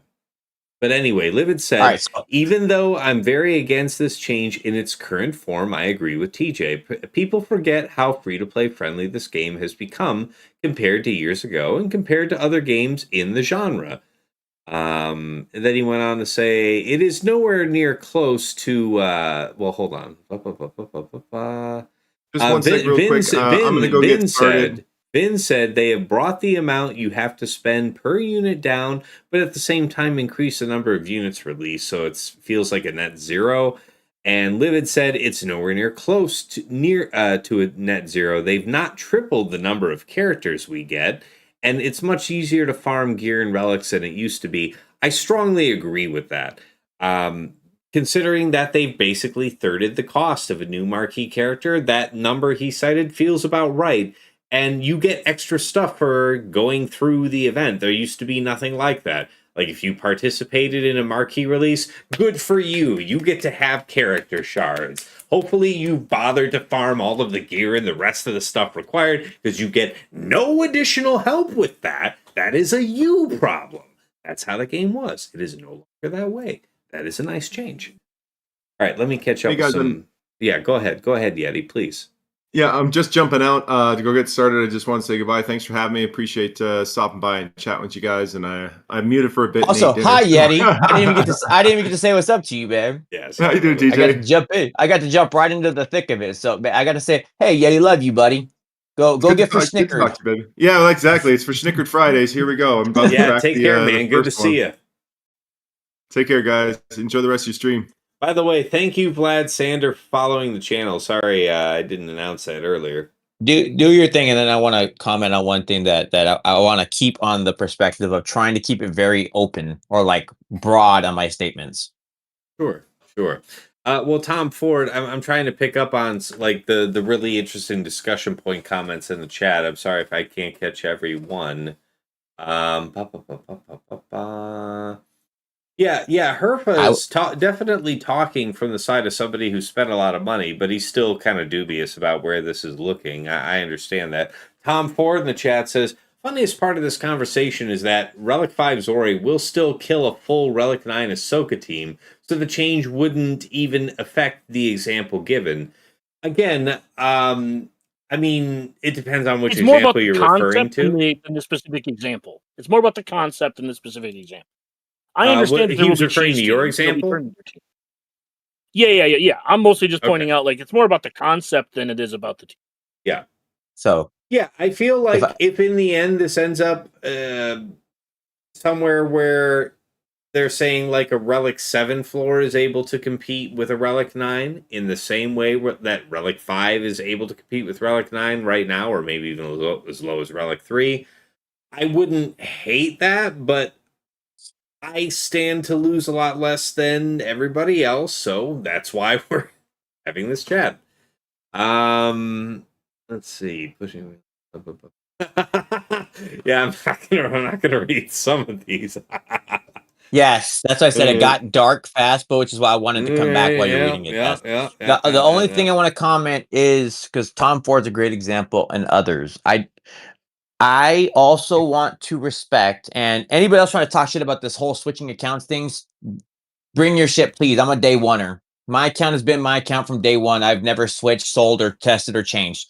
So all of the discussions like that, no, that can go away. That's sidebarred and does no good. But what I want to give the shout out to is the other side of the house. Your time is also value and money. So I don't want to see that the skill and the things and the Tom Fords and the people who bring the lower GP don't have their point. But like a 7 to 9, I think is a great level. Again, you get those feedbacks from people actually bringing it up and continuing to give constructive feedback to say, what about this scenario? What does this come up? And they do a top down. Nothing's in the game yet, so it's giving it the time to allow it. I would love to see that the time people have spent, because that rating does matter just as much as money, that they also get the respect on their side of it. And I know people aren't talking about it, but that's still just as much value as $1. Holy shit, what's going on here in this Treya fight, Dagger? Tell us about it. Dagger's not paying attention. Dagger's been playing buttons. That's what I said. You could watch the fights. You disgust me. Dude, that's just background I am here noise. so you can stream. I was not kidding at the beginning of this when I said I am here so you can stream. Yeah. I was like I said, I was going to stream with or without you, but I'm glad that you're here. I don't want you to feel like this isn't valued, but this was going to happen. And that's. But it's also no. I mean, like I'm just reading the chat, and I think that there's a lot of people who need to suck dicks. I don't think that's constructive or anything like that. I would love to see. That's unduly hostile. Strong takes are strong. Strong. If people in the chat don't want to be constructive, then I don't need to be constructive with them. But you gotta be the change that you want to see in the world. I sure fucking don't. Yeah, you sure and that's fucking okay. do. It could be that, but I look at it. You all play the same game I play, so right. your opinion still matters, man. And it's like look at Wolfman. Wolfman put a great point. Don't like it. That's a perfect statement. You can absolutely say, I don't like this. I'm not happy with it. I'm not a fan of it. It's not killing the game, but also saying we are all the beta testers. They're trying to give everything, and this is again where CG has never done this to us, and I can't. Please prove me wrong. In 10 years, I don't ever remember one where they floored what they're doing to the public. It was always, you'll see it when it comes out, and then there would be some sneaky thing that would come out, and then we would find it from the back door, or it was what was found in the coding, or things like that. It was never, I have never seen them openly tell you what they're going to do and say, please tell me your opinion. Well, hold on. This is since day one. Here for TJ Dagger, we've got good part of the regular podcast host here.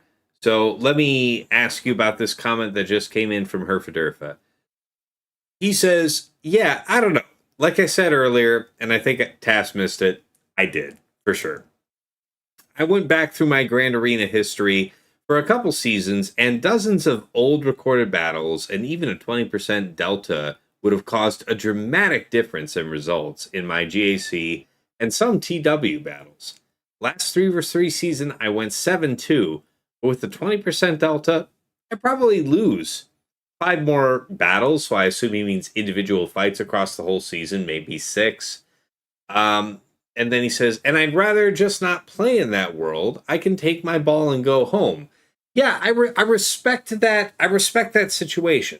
You putting in the same amount of effort as you are right now, getting you an appreciable reduction in your number of wins.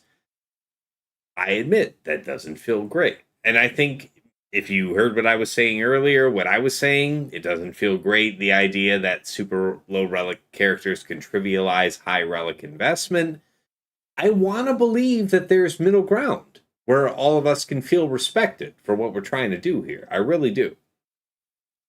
So what, Dagger, TJ, what do you think about those points here from Herfa? I would ask Herf to respect your opinion of what you're looking at. What are we truly basing the data off of a 1-to-1 without looking at it? Would you not been able to make any adjustments? Because what you're looking at when you're saying these 20%, are you saying because you went just above threshold and then that's how you barely squeaked the win? Or are you saying something along the lines, it was such a decisive victory and without that relic disparity, it would have just not been? Where the damage is, I'm sorry, I can't use 95%. I don't know what the number is right now, but I know that's dumb. But let's say it's not the final product. Let me say this. I like Dagger's idea, so I would love to look for the high side. What if it's 5? I'm going to go with the cap of what Dagger has said. What if it was 5%? Would that not have taken place? Would the same thing not have place with a 5% disparity? That's respecting your time and what you've done. So I want to make sure I'm asking it that way, because if it's Daggers and it's 5, and then even that becomes a point where that's too high on a 7-9. So you're saying what, 10%? So a full Relic 9 team versus a full Relic 7. Scale cap included, Datacron's there, and a 10% disparity that you wouldn't have won. Oh, all right. Let me catch up a couple things here. Vin says, so the new numbers that Egnards presented, shout out to Egnards, great dude, presented today said that if you have 1 relic less than your opponent, your damage output would be decreased by 10%, and your opponent's output would be increased by 10%. That is rough. 2 relics, it's minus 17% and plus 20%, respectively. Yeah. That's three relics, it's minus 33% and plus 50%. 4 relic disparity, it's minus 5, minus 50 and plus 100. Sorry, what are you trying to say, Dagger? I said that's way too steep. Like, that's all I was saying. That doesn't sound like final product. We're all on the same page here, guys. Like, I don't want to see anything that's like, the feeling of forbidding is bad. I don't want that for anybody. I like the idea that if you're clever, if you're enterprising, you put that effort into the mods, the relics, you've got that minimum required for Datacrons, and you're able to get it done. I want to see you in the top end of the game. I want to see the tryhards. Come on up, you know? So that's fine, but it is a long-term problem for the game to make sure that it's continuously making money. People need to feel like there's incentive to spend money. It's a phone game, guys. Like, we need people to spend money. And I'm not trying to benefit from this. I think that the most likely scenario for me is that everything is the same. I just want us all to keep being able to play the game. That's about it. All right, I think that there's also something where it's like, what do you want out of the game? For example, I mean, I've been well on record saying that I don't find GAC interesting, especially in 5v5, because, like, there's no real defense that matters a ton. Like, teams punch up way too high. The game mode's just overall just boring to me. 3v3 is more interesting, but it's still like, yeah, I'm on a GAC-focused podcast, and I want GAC to be excellent, but right now it's just not, and there's nothing wrong with that being the case.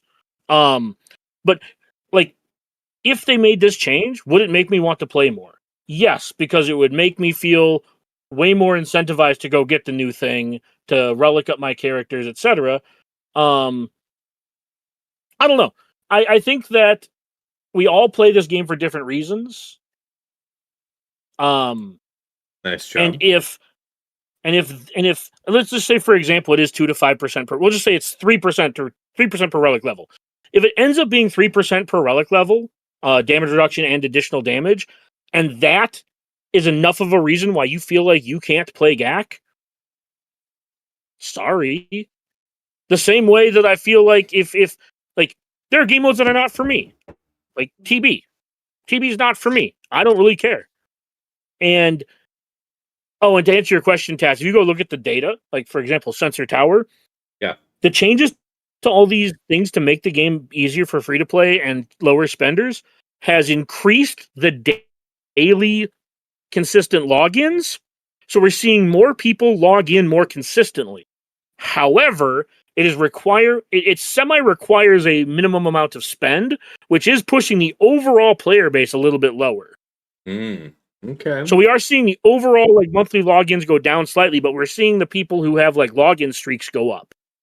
Yeah, I mean, again, I don't want them so is that to good? make I don't changes that are not in the best interest of the long-term health of the game. Me, as an endgame player, I don't feel like I need a lot of help up. I mean, for any regular viewer of my stream, my biggest issue is fighting Aurodiums. I just wish I fought more legitimate opponents because they're out there. They're just gated from getting up into the higher brackets by all these Aurodium accounts. So that's my biggest gripe. All this stuff, I just don't want the net effect to feel like people who enjoy being competitive are suddenly squeezed out overnight. I don't like that feeling. However, I think there's room between that feeling and Relic 3s or Relic 5s reliably stomping Relic 9s. I don't think that should be a 100% reliable case. Now, guys, there's a comment I wanted to read a couple lines back here from Tom Ford. He said, there are plenty of counters that are relic checks already, and then there are counters that are mechanics driven. Artificially forcing relic checks onto mechanics-based counters doesn't feel great. I get wanting to increase the incentive to bring things up to higher relics, and agree people who push relics could use more value from that investment. The current plan just feels lazy and too broad is all. I agree, as it was initially introduced, it seemed absurd, and maybe we can see that these next numbers, these latest numbers that just came today, are still not there. There may be successive rounds. CG is listening closely, right? So keep on pushing feedback to everybody, all of the content creators that are involved, everybody that's involved on all of their YouTubes, all their Discords. Keep the feedback going to those people. Let them know, because they've all been sharing it back to CG, and CG has already taken pretty rapid action. Very rapid action, I would say. So keep it moving, guys. You guys are making the difference out there, for sure.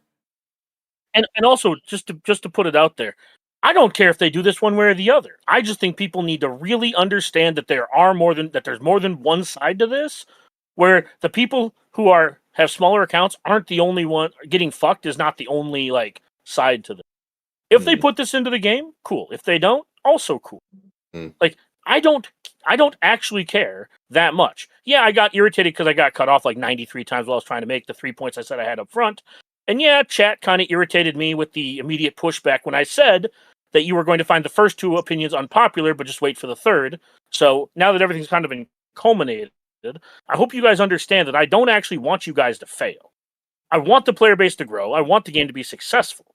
However, I think that the people who are at the end game, like Tass, myself, and TJ, legitimately do have like concerns with the current Datacron sets and the way that the newer players are the players are able to punch up into them. There's nothing wrong with that. I'm just saying I think that there is something to be said for people feeling like their investments aren't really worth it at times.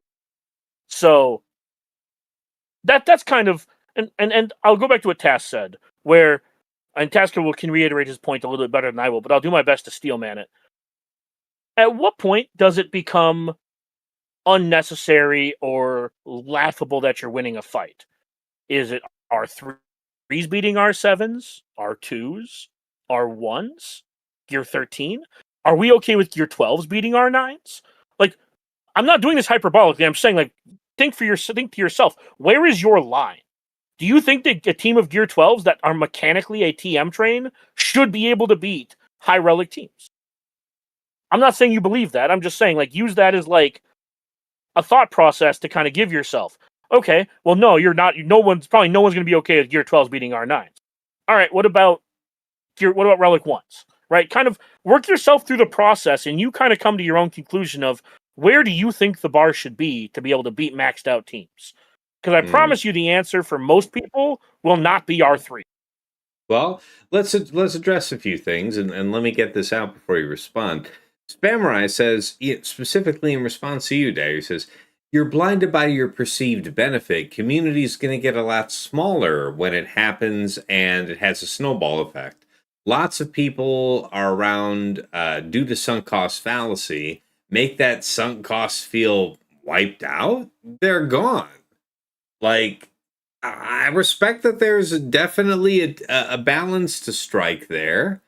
The problem is a lot of these people that'll leave over this were going to leave whenever the next thing came out anyways. We saw this over Datacrons. We saw this over mods 3.5. We saw this over mods 3.0. We saw this over mods 2.0. We saw this over the new TB. I think there's a lot of people that are willing to talk about it. But yeah, like, you know, net growth is really the question.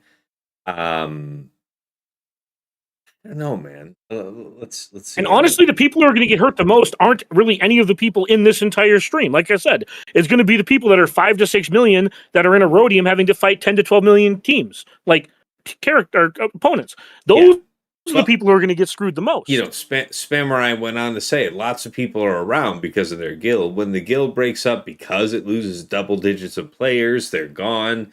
No, I get it. Like, there's been a ton of similar protests here, especially within the first 48 hours of the change, before Meathead announced today the latest round of changes for, you know, whatever the next test server iteration will be.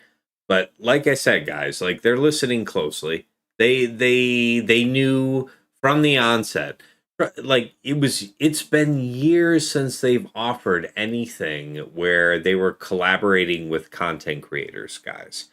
The fact that they're reaching out to multiple people and are listening closely to your feedback about this, they really do want to strike this right.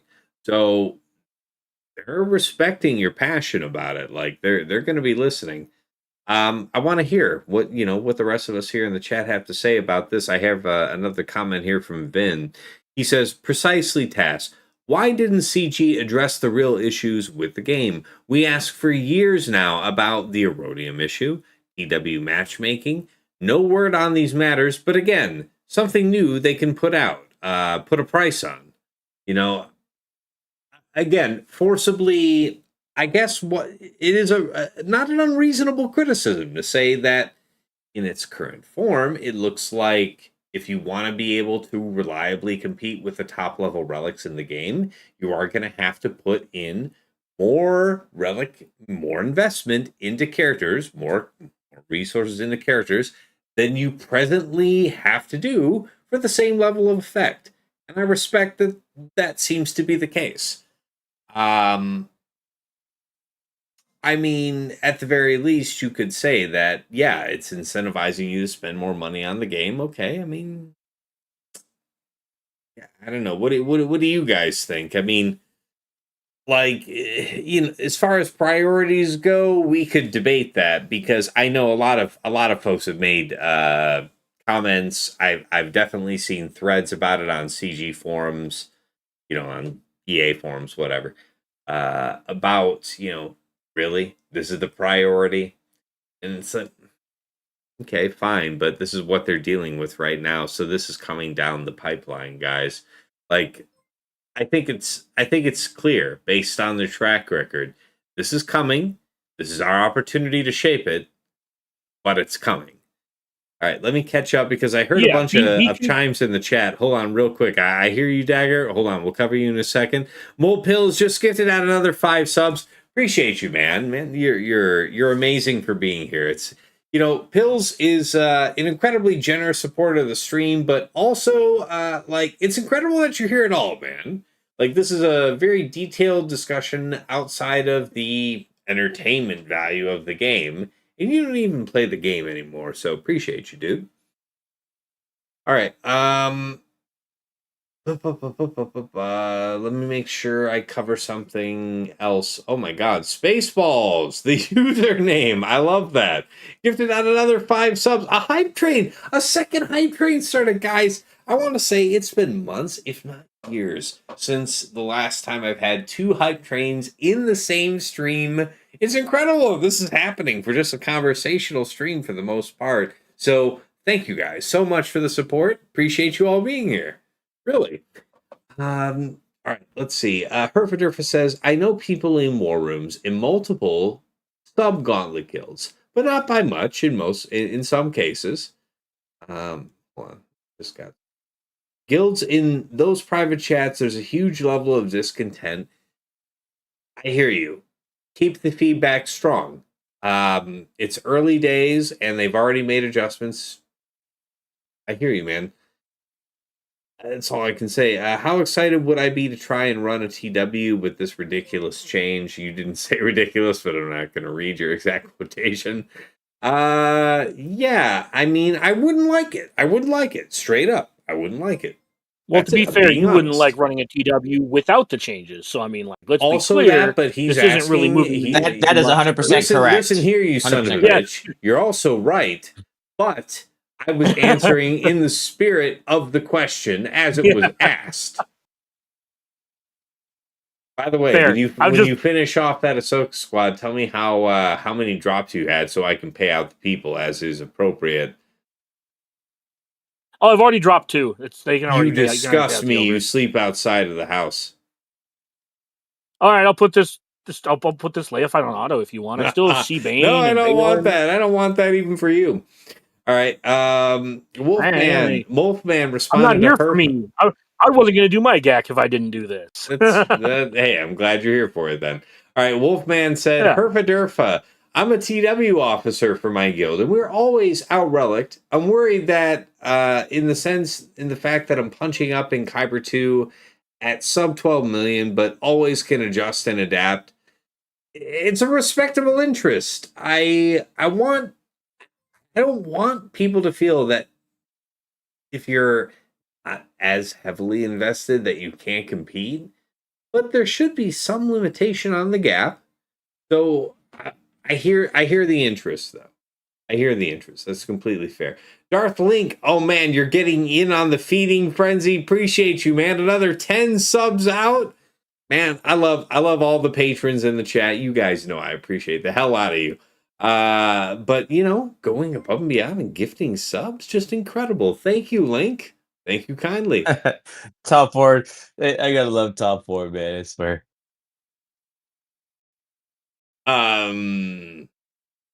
Dagger should do Zori That is versus trolling. Ahsoka. Tom Ford in the That's chat what I says, said, dude. That's what I said. Dagger should do Zori versus Ahsoka. Show us how easy it is with Relic 9s. Yeah, show us the master tier technique here, Dagger. That's why it's still on defense, motherfuckers. Like, I don't know what to tell you.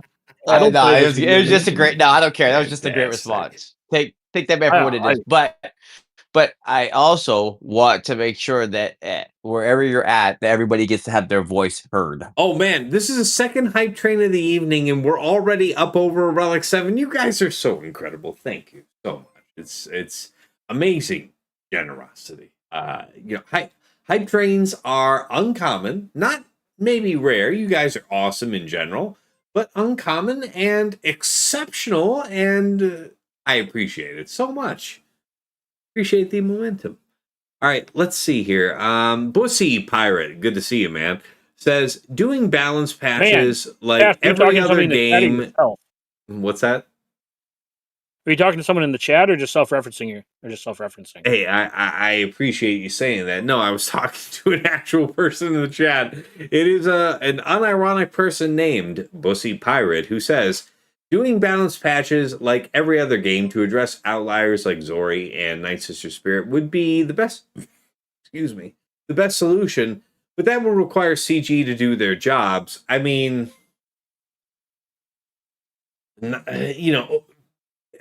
teams that have essentially ridiculous mechanics like Night Sisters and honestly like Zori, challenging balance problem. Challenging. We're lucky it's not worse than it is, in my opinion. I see where you're coming from, though. Them keeping an eye out for corner cases. Let's say this. The best we can hope for is fast feedback, right? When we see with something new that there is an emergent problem that, hey, this is too much, or hey, something too cheap is able to beat it. We want CG to react to that as quickly as possible, right? Them taking this step, allowing content creators to be part of this process that I am sure is going to happen anyway, is a step in the right direction. So I think we're going to be okay.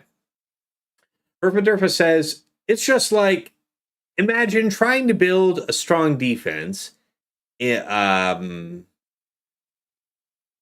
a guild with a mandatory.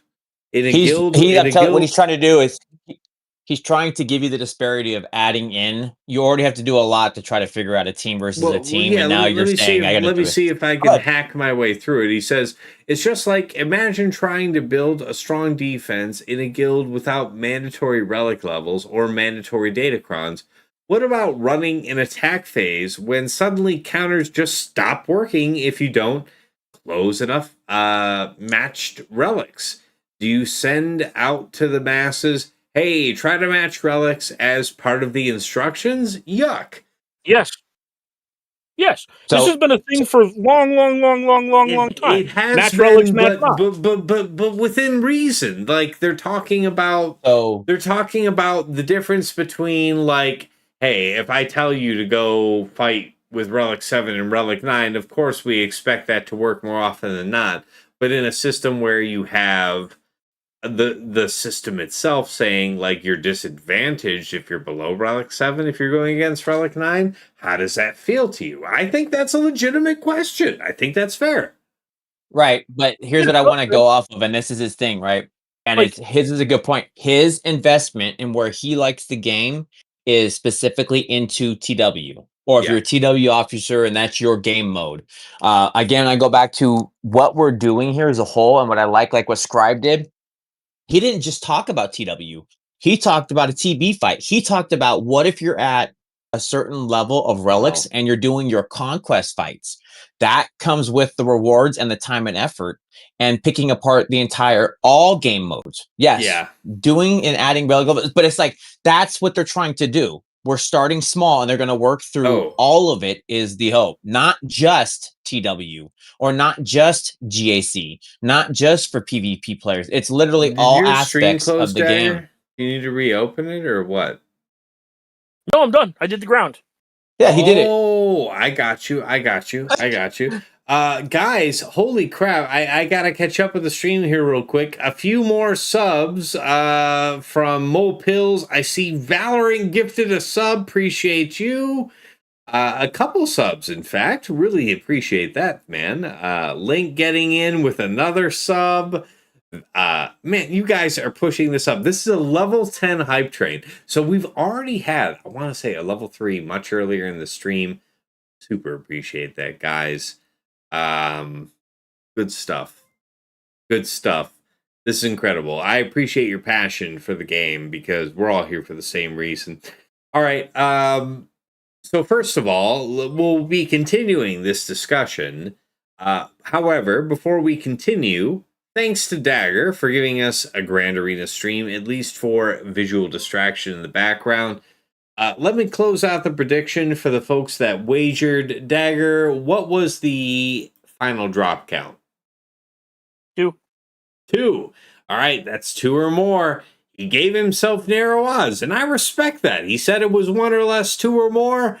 The folks that went 2 or more have it.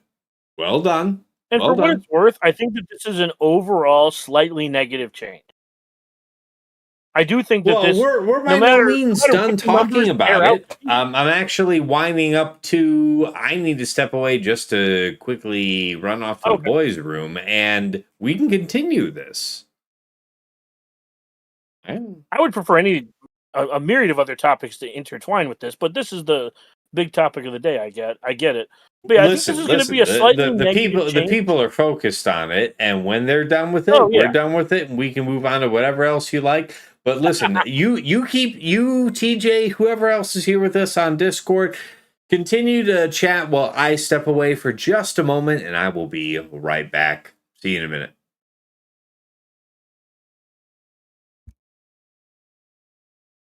Yeah. I mean, not affecting health percent damage is nice. That I do appreciate, Vin. But yeah, I think this is going to be a slightly negative overall change for the majority, like as far as like the majority goes. I think that something like this was necessary. I don't know if this was the necessary thing, but from a game balance perspective, if they're not planning to expand the zones, they needed to do something. And I don't know if this was it, but man, you have to also remember like how like when they announced the R9 tiers of the raids, I guess they were planning to put droid brains in the raid rewards, but so swift and so loud was the go fuck yourself from the player base that they withdrew it. So we're not getting R10 anytime soon. So then the question becomes, if we didn't get this change, we were going to get something, right? So I think this is a one way to look at it, right? Is we were going to get some amount of we're going to get some progression change to the game. Would you prefer this over R10? Would you prefer R10 to this? Would you prefer relic abilities that unlocked at Relic 9?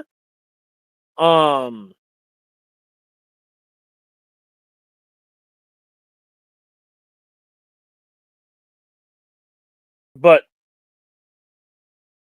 not really. JML is going to be R9, and the coin is going to be off an R9. So, I mean, it's not going to move the needle at all on JML's damage. It's only going to make JML's damage better against characters that aren't Relic 9. This is just going to help JML's viability, right?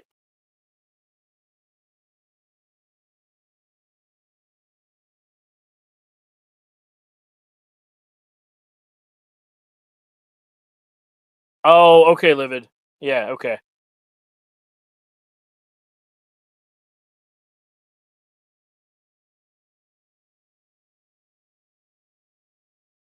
No, I'm not arguing with you, Duckstep. I'm saying, what would you have preferred to be the next progression system?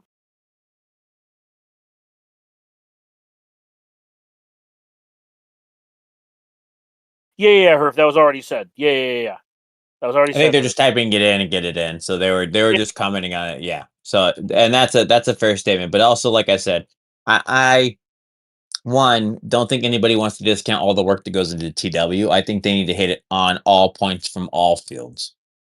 Scrap TW, give everybody winner rewards at the time. Fuck. And Bottom line is, it's never possible for an R3 to beat an R7, but it should be slightly more difficult. So I think that's not a bad point to say, Spam, is that it's slightly more difficult. I also just want to call out the point Herf said this when is he where we said, fundamentally disagree right here with Spammer. I just said really quick, TJ. My bottom line is that should never be impossible for an R3 team to beat an R7 team. I think that's literally my point. I think that R3 R3 to teams should not be R7? beating R7 teams. R3 to Alright, R7. I think that is legitimately like one of my biggest arguments for this. I'm not saying overall I wish they wouldn't do it. Just to be clear. I would prefer they didn't, but they're going to, so my opinion doesn't matter on that. But if they're going to do it, the reason for them to do it is expressly for the R3 team to not beat the R7 team. Now let me ask you this. I guess I want to get granular to the point of it. Are we saying TJ, full R3 versus TJ, before you launch into this, thank you to everybody who participated. We just finished the hype train at level 10. This is incredible. 2 hype trains in the same stream. Most of it just jaw jacking. Thank you guys so much. Really appreciate your support. For sure. This is what I was going to try to get to. Yeah, back to you, TJ. When we say this. Are we talking... so is the question and the point of saying like one character is R3 and then you're going against a full R7 team, so that's the disparity there? Or are we... And that's where I think they also need to take into account, because we're talking about a full team of 5 versus 5, and then now we're saying the relic level is 4 levels for each character within that team. So I think maybe that comes into play as well when they're looking at the perspective of when they're saying R7 versus R3. Because if I'm going to the granular of that level, I think you could be okay having an R3 on your team and then still be able to beat a full team of R7s. That shouldn't take... So it's like, I think those are the other parts of the question. On your team. But that's what I'm saying, right? But people are saying it's like you're but a team of full R3s, I do not believe should be curb stomping. And that's fine. And that's saying the full disparity. But that's what I want to get to is like we're defining a whole piece and we don't even know all of the aspect of it, because I think all of those pieces matter. Well, before those of us here you should have to take your attacker to R7 or R8 for it to do enough damage to kill R8s and R9s. Well, sure, your supports can remain R3 or whatever, that's fine. But you should really have to relic up your tanks for the damage reduction and your attackers for the additional damage. Like, that makes sense to me in my head that, like, your R3 attacker should not be able to chew through an entire team of R7s. Yeah. Like, if you have, let's say your tank is R7 and your attacker is R7 and your other 3 characters are R3, that can beat an R8, R9 team. That's fine. But you have to put the investment into your attacker and your tank, right? You can't just be like, my tank is going to, like, Wrecker at R3 is thick. He shouldn't be able to take as much damage as, like, you should have to relic him up, is the point I'm trying to make. Like, I'm not saying you have to relic your whole team, but you should take your attacker, your main attacker, and your main tank up. I don't think anybody really disagrees with that. Sure. This isn't making R3s not viable. It's making an entire team of R3s not viable. Yeah, it depends on what we're saying in R3 should be able to be. Right. Excuse me. Hold on. There's a couple of chat comments I want to catch up with while I fix my monitor real quick. All right. Yeah. Spamrai says excuse me. My bottom line is that it should never be impossible for an R3 team to be in an R7 team, but it should be slightly more difficult. That should not be accomplished with this mechanic. Better scaling at higher relics or added bonuses, such as adding 25 speed at Relic 9 or something. You know, maybe that feels more organic to him. Okay, that's fair. Let's see. Yeah, he went on to say this change straight up removes the possibility, even with relatively low numbers. Duckstab said, one thing I liked about MSF was banning different teams each season. I mean, we've talked, I don't know over how many months, possibly years now, about ideal changes to Grand Arena. That is one of them. Nothing wrong with that. Livid says, TW for lower guilds is going to be absolutely awful. You can call a counter and have 2 people with only 2 relics apart, have wildly different experiences and basically be running a completely different counter. Dusk goes on to say, to be completely honest, all this just gives me a headache. LOL. Yeah, again, the headache part of it is this is how the sausage is made. Most of this is happening behind closed doors within CG without any input from us. So we should all be grateful to adjust to the pain of being consulted. Reach out, participate in all of the content creators who are in on this. Calvin Awesome. I want to say, I know it's Fatal. I want to say Kindness. A lot of the big, certainly Arnold. A lot of the very biggest ones are on it, and they are listening close. CG is listening very closely. You guys are making a difference already. Keep on doing it. All right.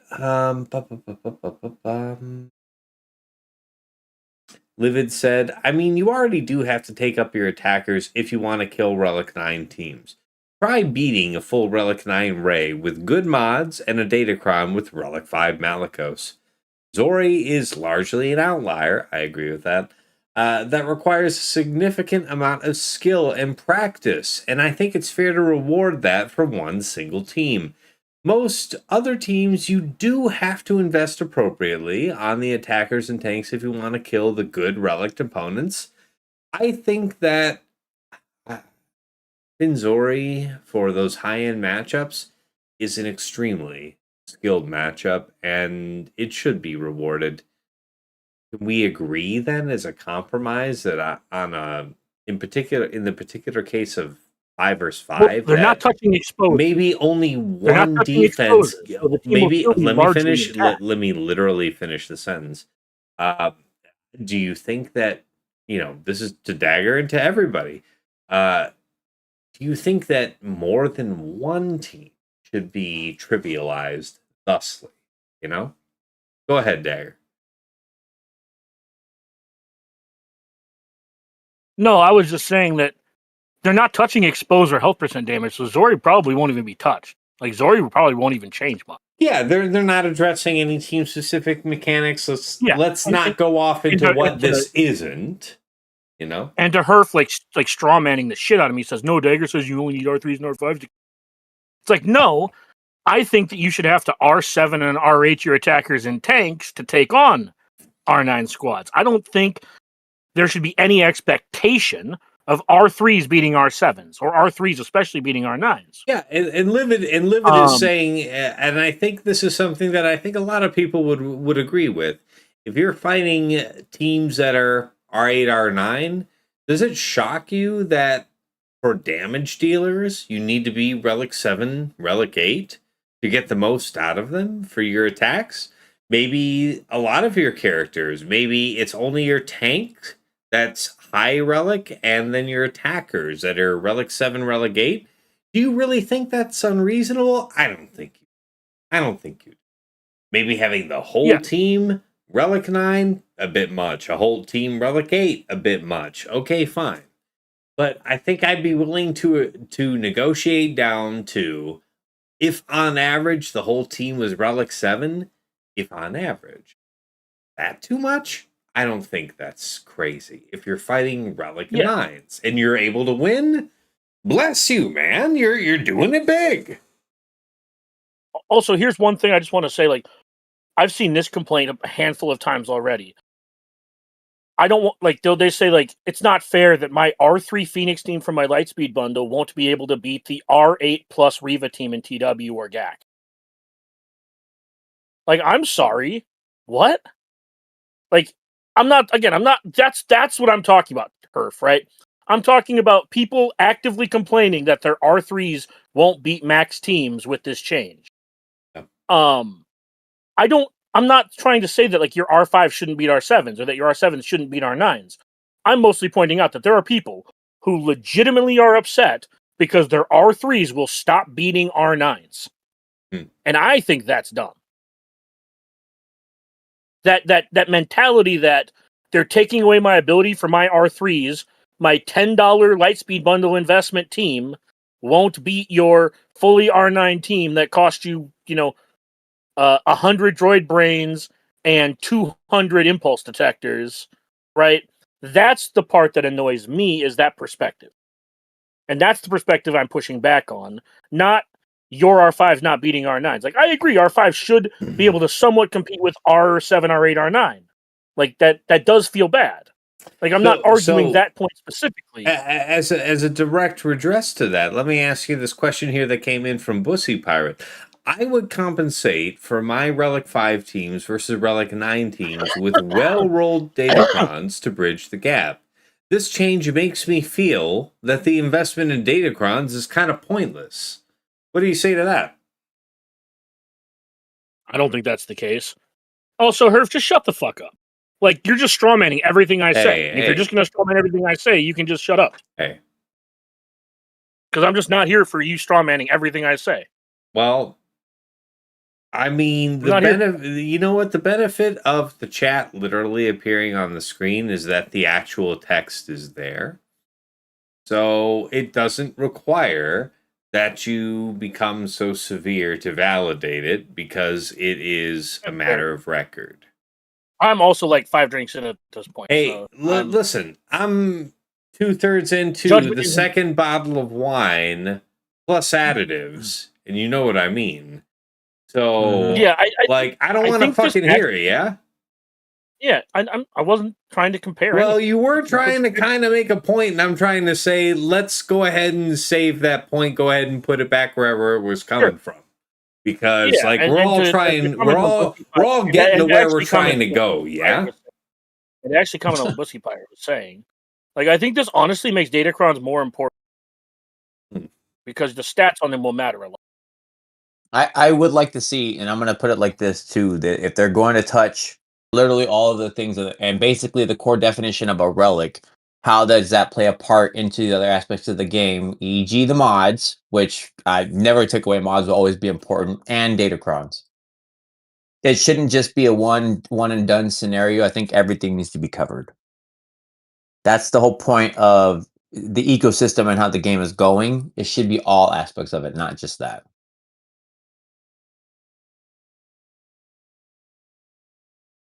All right, let me see here about a couple of comments. Livid said, my point is here is that there's already strong incentive for you to have your key characters at similar investment to the teams that you are beating. Relic Delta feels like a very blunt solution to edge cases that really fucks over more people and counters than it helps. I actually can see that criticism, because when we're talking here about, Relic 5, maybe up to Relic 7 being able to beat Relic 9, we are really talking about, on a given 5 vs 5 board, for example, which is the more restrictive case, maybe 2.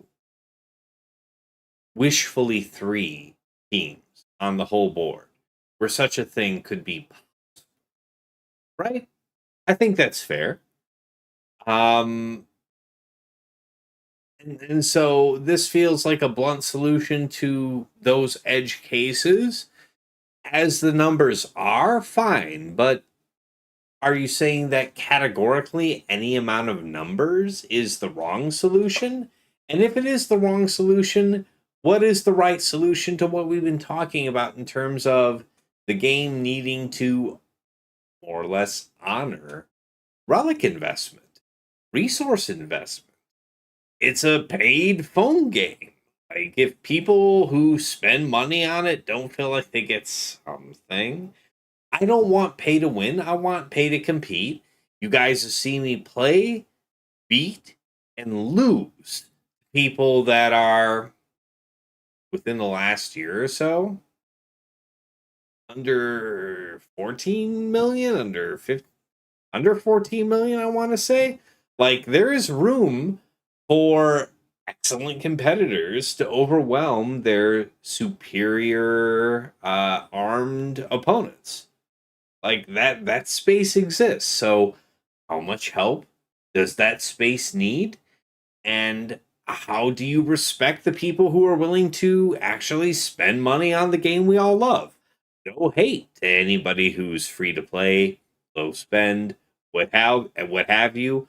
Love you all. Would be happy to have you stay with the game long term. The idea is we all benefit from the game being here long term.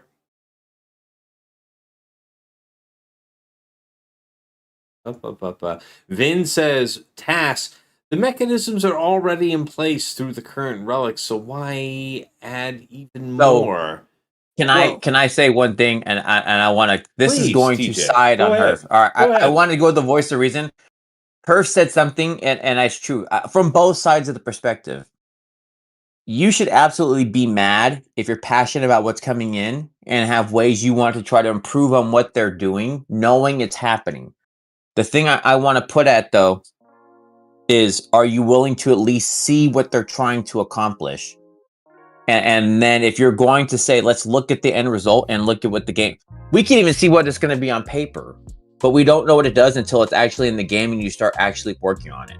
Scribe did a good point if he talked about it, and Herf, I think it was you, and it's a very valid thing. I shouldn't be able to put on my team of Cup with... I don't care, Seps. And then I can't beat that with CLS or something else like that, mechanically saying that. But all I'm saying is there to continue to wing this down? You should be mad. You should be upset. For like 2 seconds, okay. You broke out. So it's just, without even going there, it's just allowing the opportunity to see how this gets refined.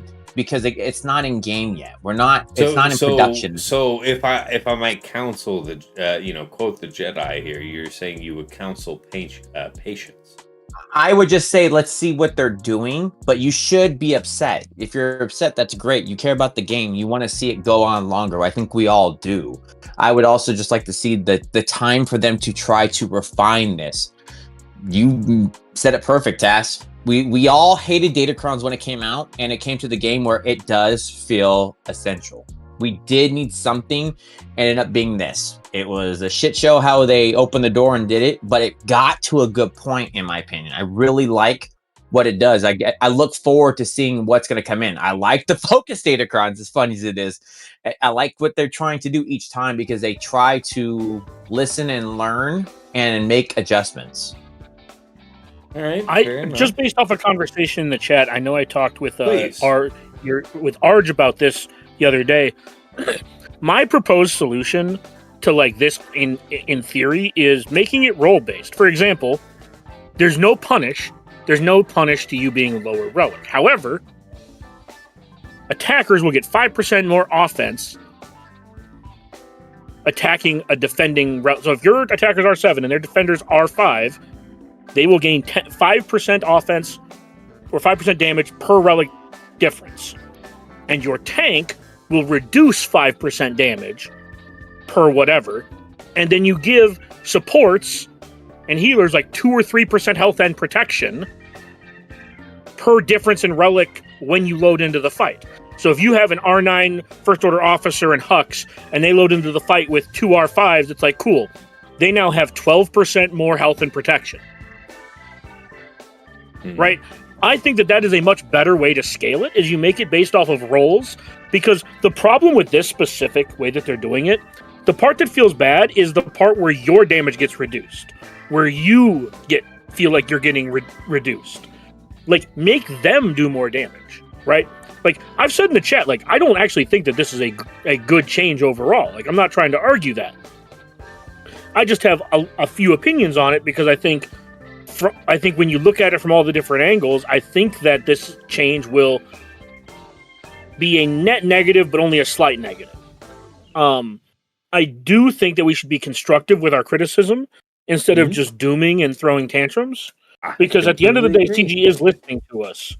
And I really do think that they should look at removing the damage reduction, except if it's the tanks. You can have it be the tanks. That's thematically, functionally, like mechanically, whatever, it works. Yeah, let me read a couple things here. Livid said, it's a very fair thing to want, and I'm by no means saying that I could come up with an alternative solution that doesn't have its own issues.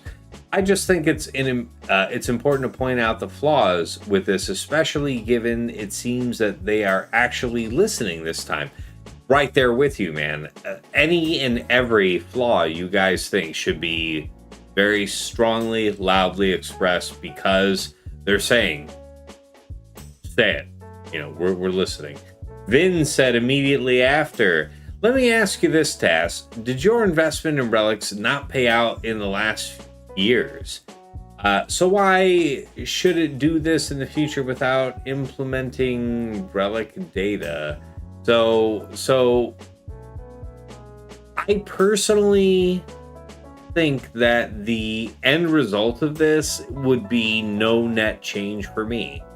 I'm at the super end part of the game. I don't need any kind of handicap. I don't need... there's nobody that's taking me on and beating me reliably with Relic 5s. I'm not going to sit here and bullshit you about that.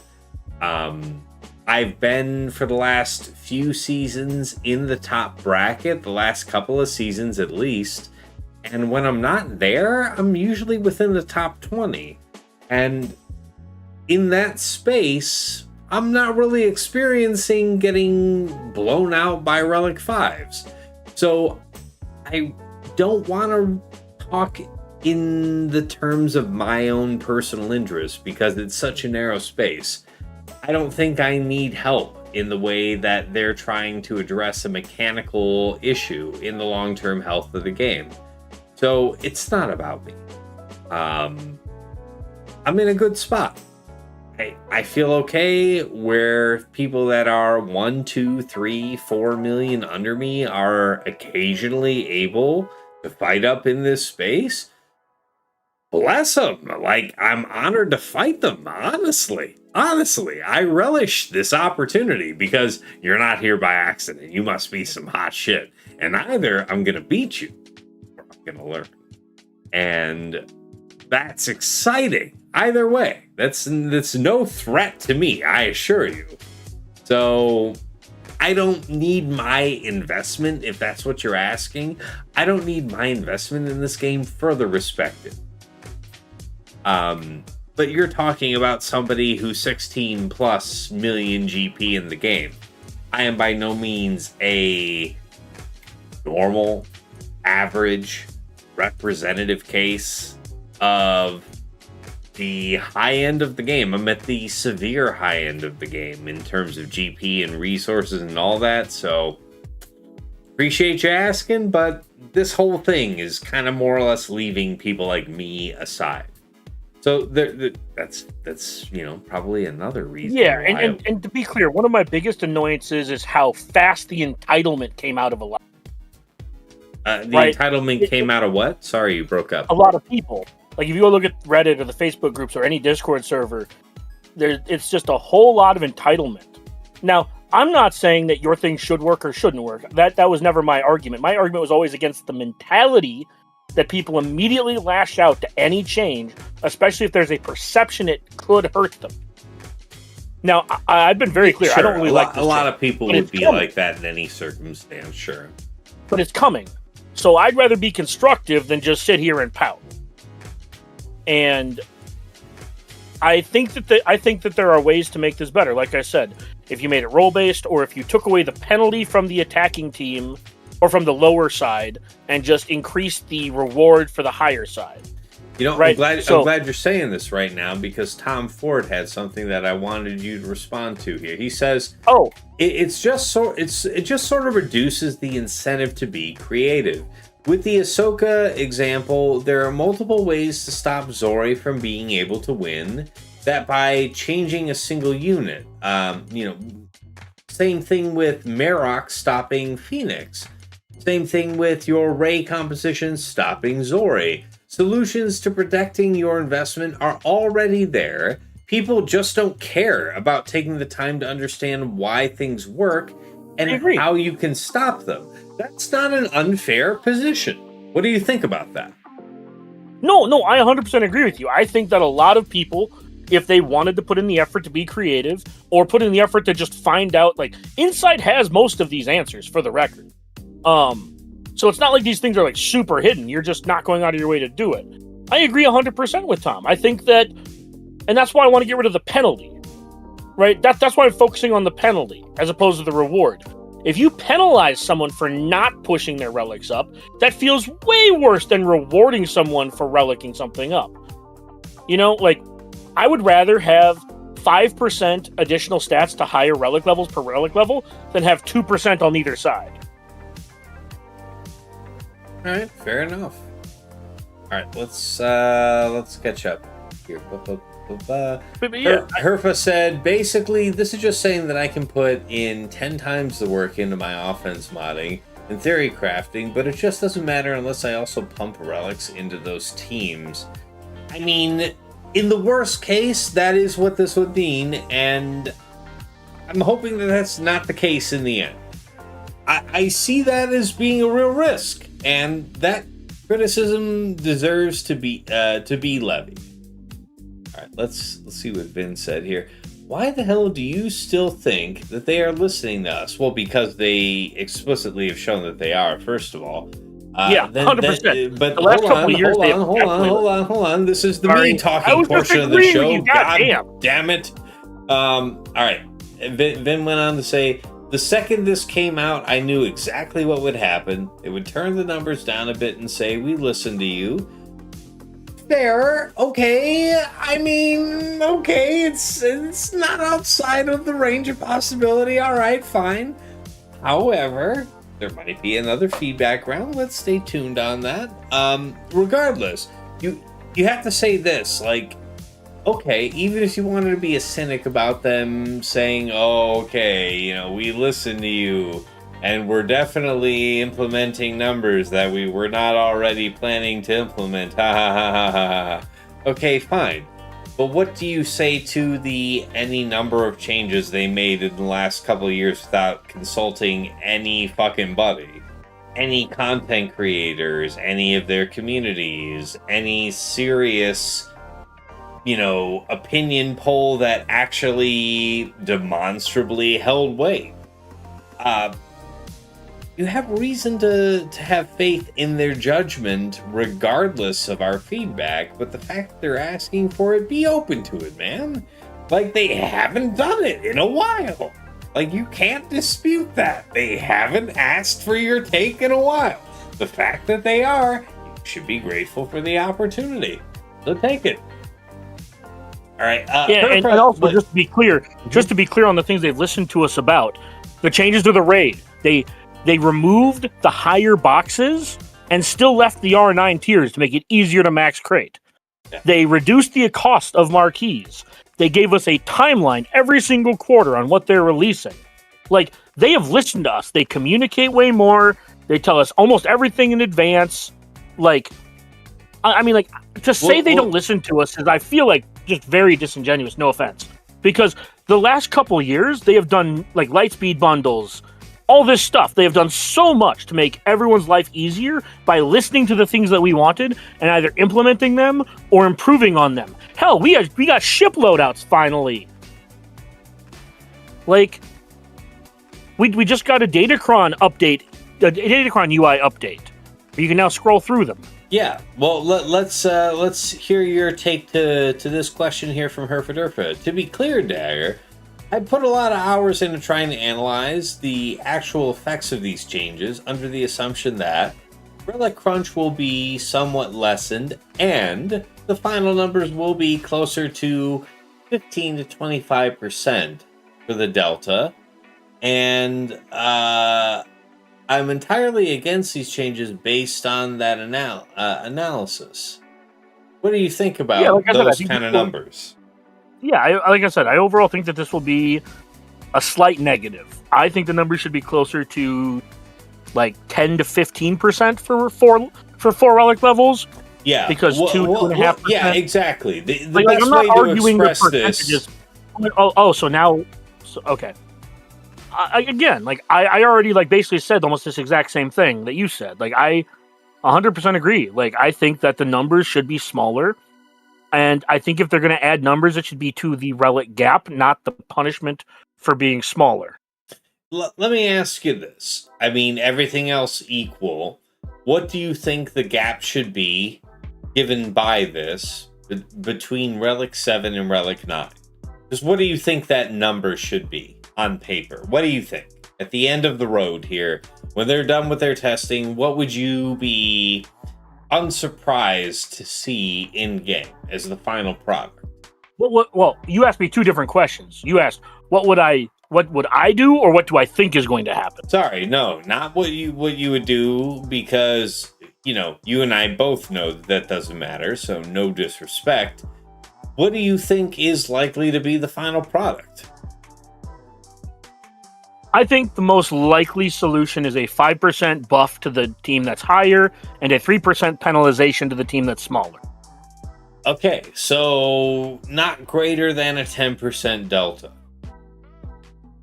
Yeah, I think that it will be roughly 5% extra damage and damage from the tire, and about 3%. Maybe they're flipped. Maybe it's 5% damage reduction and 3% extra. But I think that they'll land somewhere in that area. As somebody that's at the very top end, it doesn't sound unreasonable to hear that there's an arbitrary penalty applied that's not in excess of 10% to somebody that is Relic 7. What do you think about if it's Relic 5 versus Relic 9? What do you think that final product should look like? I actually think the progressive system for the Delta should decrease.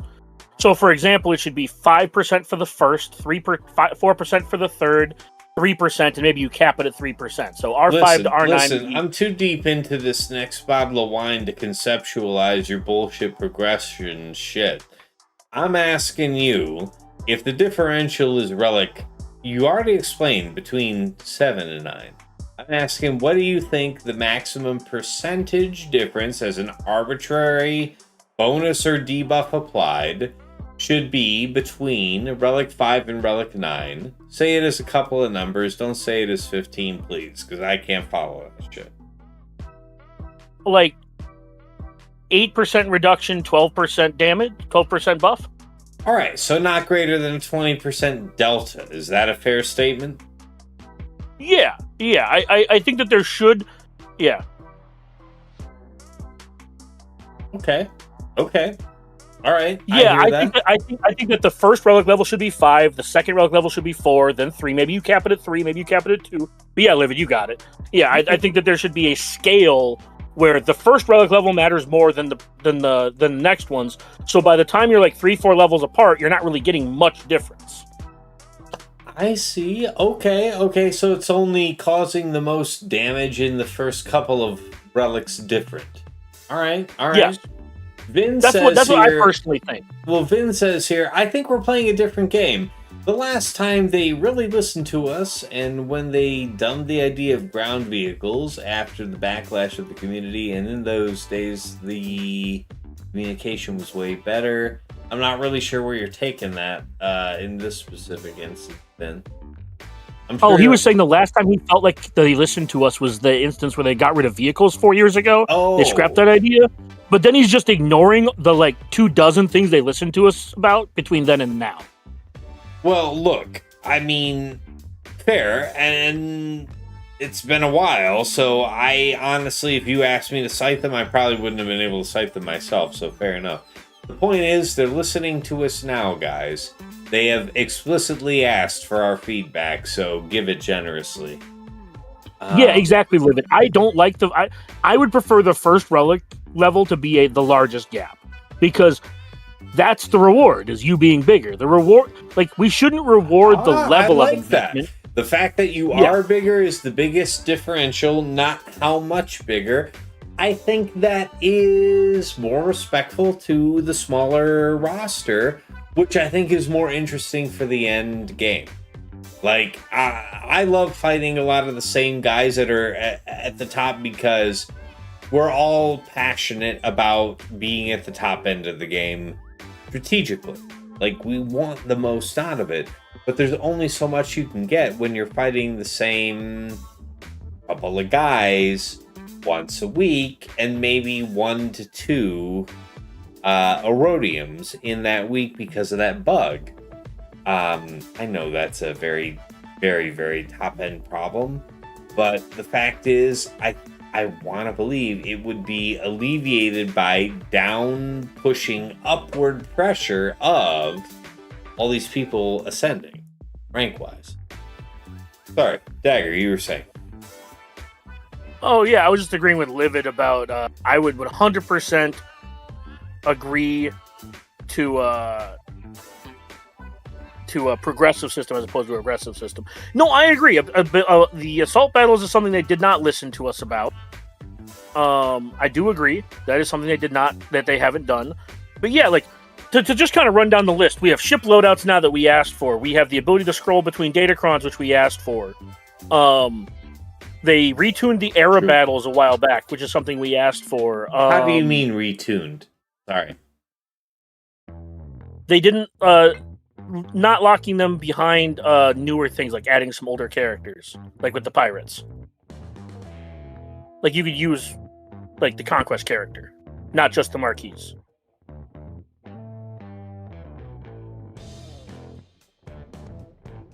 Alright, hold on. So, a couple things I want to read off. But, yeah, they also listened to us with the eras. They listened to us with the telling us what's coming beforehand so we can make our own financial decisions. Right? They listened to us by reducing the cost of marquees. They listened to us by giving us the sim button in Conquest. They listened to us by making Conquest easier. Like, they've listened to us about a lot of this. Indisputably easier, guys. Anybody who seriously says Conquest is not easier, don't listen to them. I don't care if they're a man, woman, or child. I don't care if they're a content creator. I don't care if they're average Joe off the street. If they're not telling you that the last few Conquests have not been trending easier, do not take them seriously as a person, whether it is about this game or anything else in real life, because their judgment is compromised. There's no way that you don't think Conquest is easier. All right. Yeah, I think really quick to Vin. I think the max you should have to deal with for like a Relic Delta would be 25, like an aggregate 25. Yeah, like and Vin's saying damage, so. Like reduction. he said in the current Delta, as you put it, it's about a 266% Delta max. That's a long way from 20%. Vin, could you clarify what you mean by that? How is it that severe right now, given on the very latest numbers from Meathead? I'm assuming, let's assume the best case scenario, right? The very initial numbers are going to be replaced by these latest numbers, so let's assume that at the least. How do you get there? Because this is important. All of us need to understand how far we are from something like a 20% delta that we're talking about right now. It's because it's currently regressive. So, like, the first one is 10%, then it's 15%, then it's 20%, right? As the relic level increases, the amount per relic level also increases. Whereas, like, I would prefer something, like, they punish you way harder for the gap. So by the time you're 5 relics apart, it's like 100%, like, or, you know. Okay. I don't know the exact numbers. So by the time... It's like 150% delta once you're 5 relic levels apart. Those thresholds are actually going to be very important to know in the final product, for sure. How many relics difference is what percentage of stat penalty? But I hope it's not something I'm hearing like 100%. I know you were saying. The only thing I want to call it is the great thing about it is we're just the consumer. It's not our job to figure that out. We can give the feedback. It's their job to do that. I think if we give the constructive criticisms and they can include that into something where there is some sort, again, air quotes, of middle ground for everybody, that's their job. That's what we're paying for, be it time and or money. And TJ, I'm going to let you keep on talking. I'm going to step away just a second. No, you're good. I just want to call it out. I think all of it's good ideas, and I think all of it's bad ideas. I have only so much capacity for a bottle of wine. I know. So you continue. Do your thing, man. Go make the peepees. All right. So but yeah, they put really quick, when you get back test, they put the numbers in chat for you to understand the gaps were. So when you get back, you can see in chat that Gavin put it in. Gavin Sundouble put it in chat. I don't think that's right yet. That's the whole point. I think that's the part that comes out is they gave us one baseline, which was completely unrealistic, and they're giving us one. I know Spam has said it a couple times, and then Herf as well. I don't think that's the right number yet. Still, that's the point. We can keep saying no and just let them keep working on it. So, I personally think my personal limit would be 50%. Like if it's over 50%, like you are high, CG. If the delta is 50%, like 30% more damage, 20% reduction between like Relic 1 and Relic 9. The great thing about it is they came up with the tiering setups when it came to attacker supports and everything else. What if it just becomes to a structure basis based on like attacker design is built? I want it to be rolled. But do you see my point though? So then it's like it takes into account these things, but that's not our job. As long as they're listening, and that's what I'm going to keep on living on the hope. That's what Star Wars was built on, was hope. That they're going to hear us and then try to keep making those functional changes to improve it. We're looking at literally they just announced it and then came back with whatever time frame with changes. So at least they came back with changes. And if I understand from Scribe's video, what they said, they haven't even opened the door on the other game modes yet. They're just looking at a base setup of the game. So that hasn't even so we haven't even taken into account yet of what they're talking about with Omicrons, with what it looks like when you're in, I know you can't use it, but Arena versus when you're in, again, Conquest, a different game mode. Maybe they put modifiers in where if you're in Conquest, it's not going to impact that much. So people who are doing it, but that's what I mean, Spam, is coming from the point that they already made a functional change, better or worse. They already came back with something as a level set that we can keep working on. All right, I'm back. So it just comes back from the point. We're all a consumer. It's not our job for them to do it, but we should continue to give the feedback because pretty quickly they're already saying, here are our adjusted numbers. It could be better or it could be worse, but we get to explain why it's that subject. Oh, this is worse. Why is it worse? Okay, here's the reasons why it's worse. Just before we continue, Dusk is saying, hey, I gotta head out. Cheers, y'all. Appreciate you tuning in, man. Thanks. Yeah, please continue, TJ. It's not. It's just from the standpoint, Perf should be mad and say why he's mad. And CG needs to take that into account and start applying that. Spam can bring his points to the view because where he's at, because everything we talk about is a bias of where we're at in the game. It's all that base. Right? If you've put 1 million hours into the game and I've put $1 million into the game, is there any variance in the availability? Your time is still valuable. CG has to take all of the data. Put your voice into any and every content creator that is hooked up into the early That's what I'm saying, and that's what I mean. That's completely legitimate. Share your feedback to every one of them. Yeah. Every one of them wants to hear from you. Every one of them is reporting to CG, and CG is very clearly listening. Get your word heard because it has not been this good for you in years. Spam, you make a perfect point. It feels like they don't have an understanding of the game based on the adjustment. Perfect. That's the idea of giving them the feedback and why. Well, that's why they're doing it the way that they're currently doing it. That's what I mean. Because we don't actually have devs playing this game at a super high level. Right. So that's why they're bringing in people to help them with this. That's the point. Is you get to say why are you going quantitative versus additive? This is why. That's your next social media campaign, folks. Get me hired into CG as a consultant for the high end. On down. No, don't do that. We would just end up with more Gungans and bullshit. Don't listen to Dagger. Dagger's advice is categorically bad. No, also dumb hats. Can you imagine everybody being in a meeting and having to wear that bullshit hat? You should be so lucky to deal with only dumb hats in this game. Yeah, Tass would make them sell skins, which were just hats or hair color, like hairdos and hats. No, you wouldn't be allowed to have hair. You have to equal Tass's hairline. You have to equal Tass's hairline as a way to start in if you want to work at CG. Everybody must be my hairline. Nobody else can have more hair than me. Fair. Yeah. All right, let me check some of the comments here. I want to see if there's significant discussion points that we might have missed. Vin said, at the current numbers, you have minus 66% damage output. If you have 5 relic levels less, and so it's like relic 4 versus relic 9. And your opponent would have 200% more damage output. Honestly, if you're relic 4 fighting relic 9 on an average for a team basis, you should expect to be having it like it's an outside chance that you would win. And that doesn't bother me.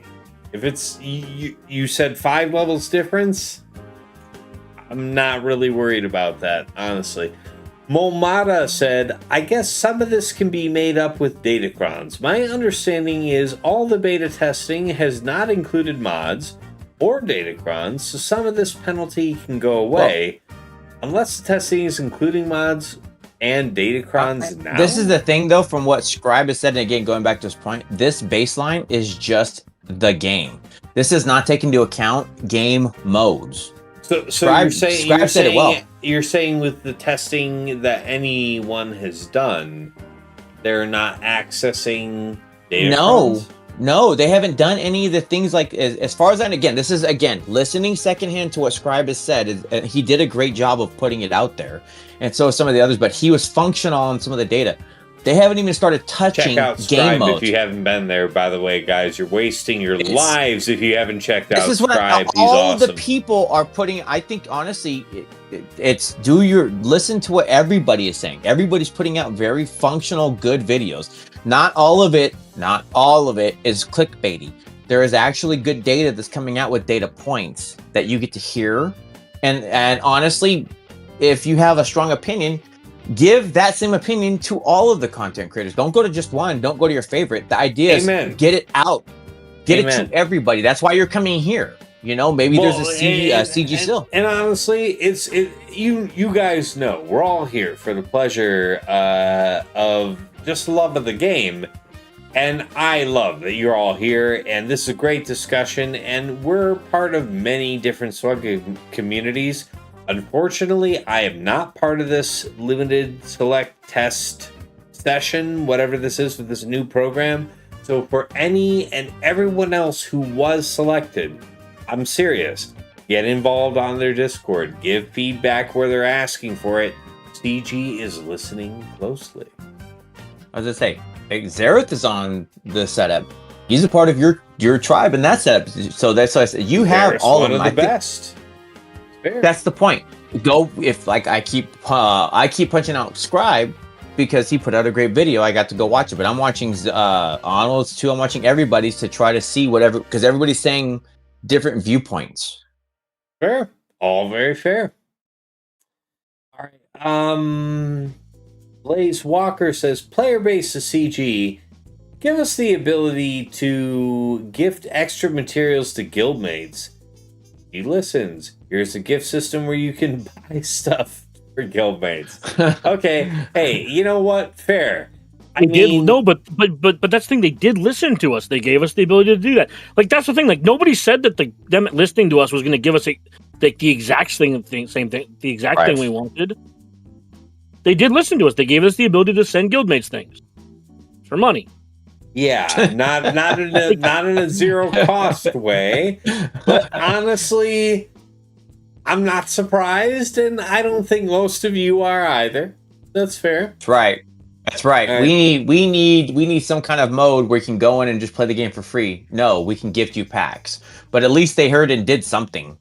You want to be able to do things just for free and everything else like that. Well, there's no value, but we can gift you. But at least they're continuing to make changes and adjustments to the game. Yeah.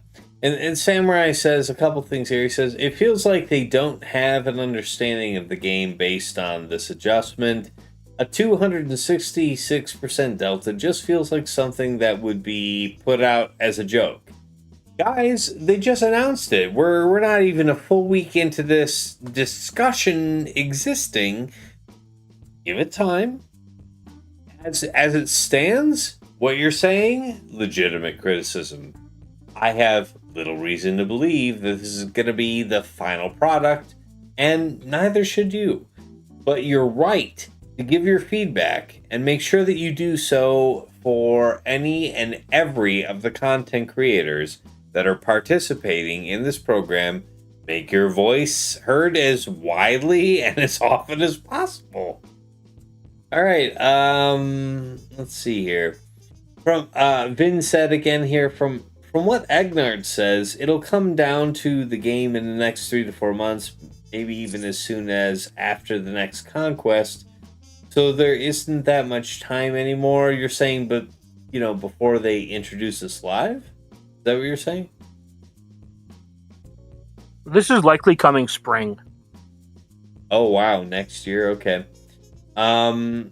A Fez My guess for is this is coming in Vin spring. Tommy says, a Fez for everyone, start the petition. I don't have that kind of money. You guys and your support made this Stormtrooper Fez a reality many months ago. It's only been a couple of months that I've actually had it. It was a fairly long lead time, but the vendor made good.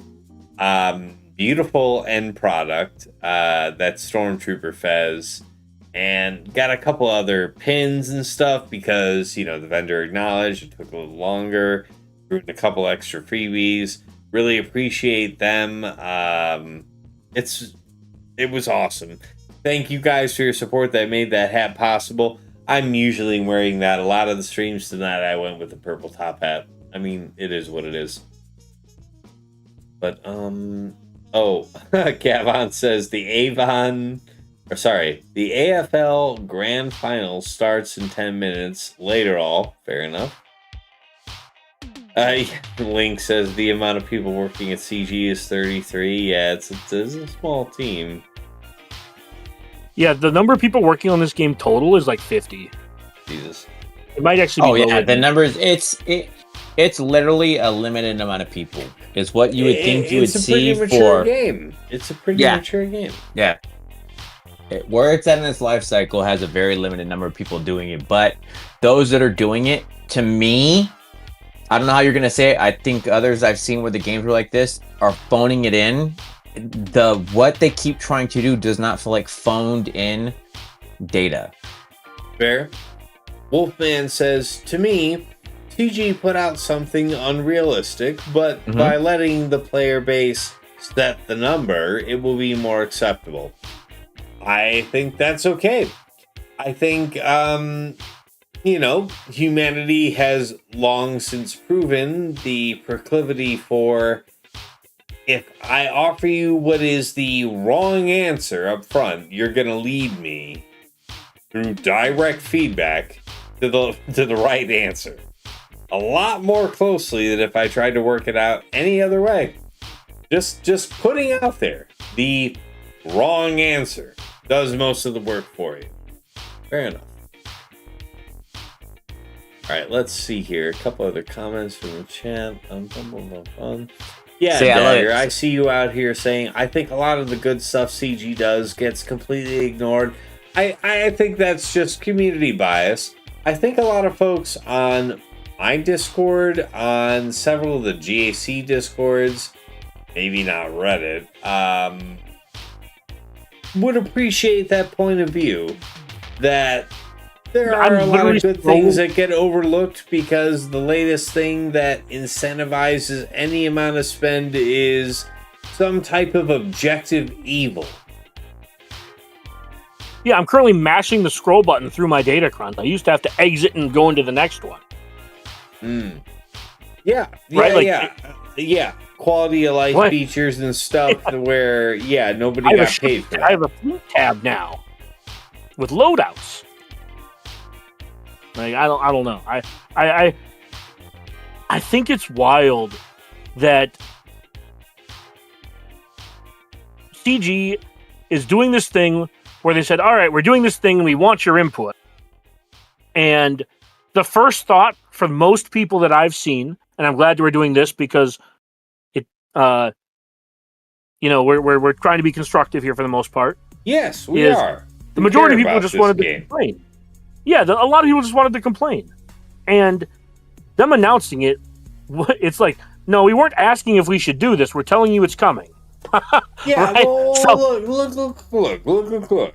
Everybody who had an initially negative reaction to the very concept of this, and especially to the initial numbers released, all fair, guys. But at the end, let's channel the energy towards we're all on the same side for the long-term health of the game. Yeah. And they're trying to address something that does look like it's going to be a problem. If you don't see it as a problem immediately right now, what do you think about the difference? If the difference between Relic 7 and Relic 9 doesn't bother you, what about the difference between Relic 7 and Relic 10? Does that give you any kind of pause? Yeah. Well, the whole just before you cut in, let me cut in with a couple of chat comments here. Yalmush said, Scribe said on stream tonight that with their newest build, they have increased the values on the characters to approximate average to good mods and are enabling GAC Omicrons for the testing. Good. I mean, if you're trying to say that they're dialing in for more accurate, more realistic testing, that's my expectation, and good on them. I mean, their initial request to even solicit, content creators to be involved is a huge step in the right direction, I think, for the long-term health of the game. There have been trust issues in the past between older content creators and CG, and it has been, clearly, a sufficient enough number of years such that they're willing to extend that trust. They're asking. Keep telling. All right. Samurai says, hold on. Samurai quick. Says, I gotta head out. Appreciate the conversation and sorry I attacked you, Dagger. I'm angry about the change because I'm passionate about the game. And I'm in a demographic that will greatly be affected in the most negative way. And honestly, whether it's Samurai, whether it's Dagger, all of our passion is here about the game. We all know none of this is personal. We want the best for the game, and we want it to be competitive, and we want it to feel like, trust me when I say, I've been on both sides.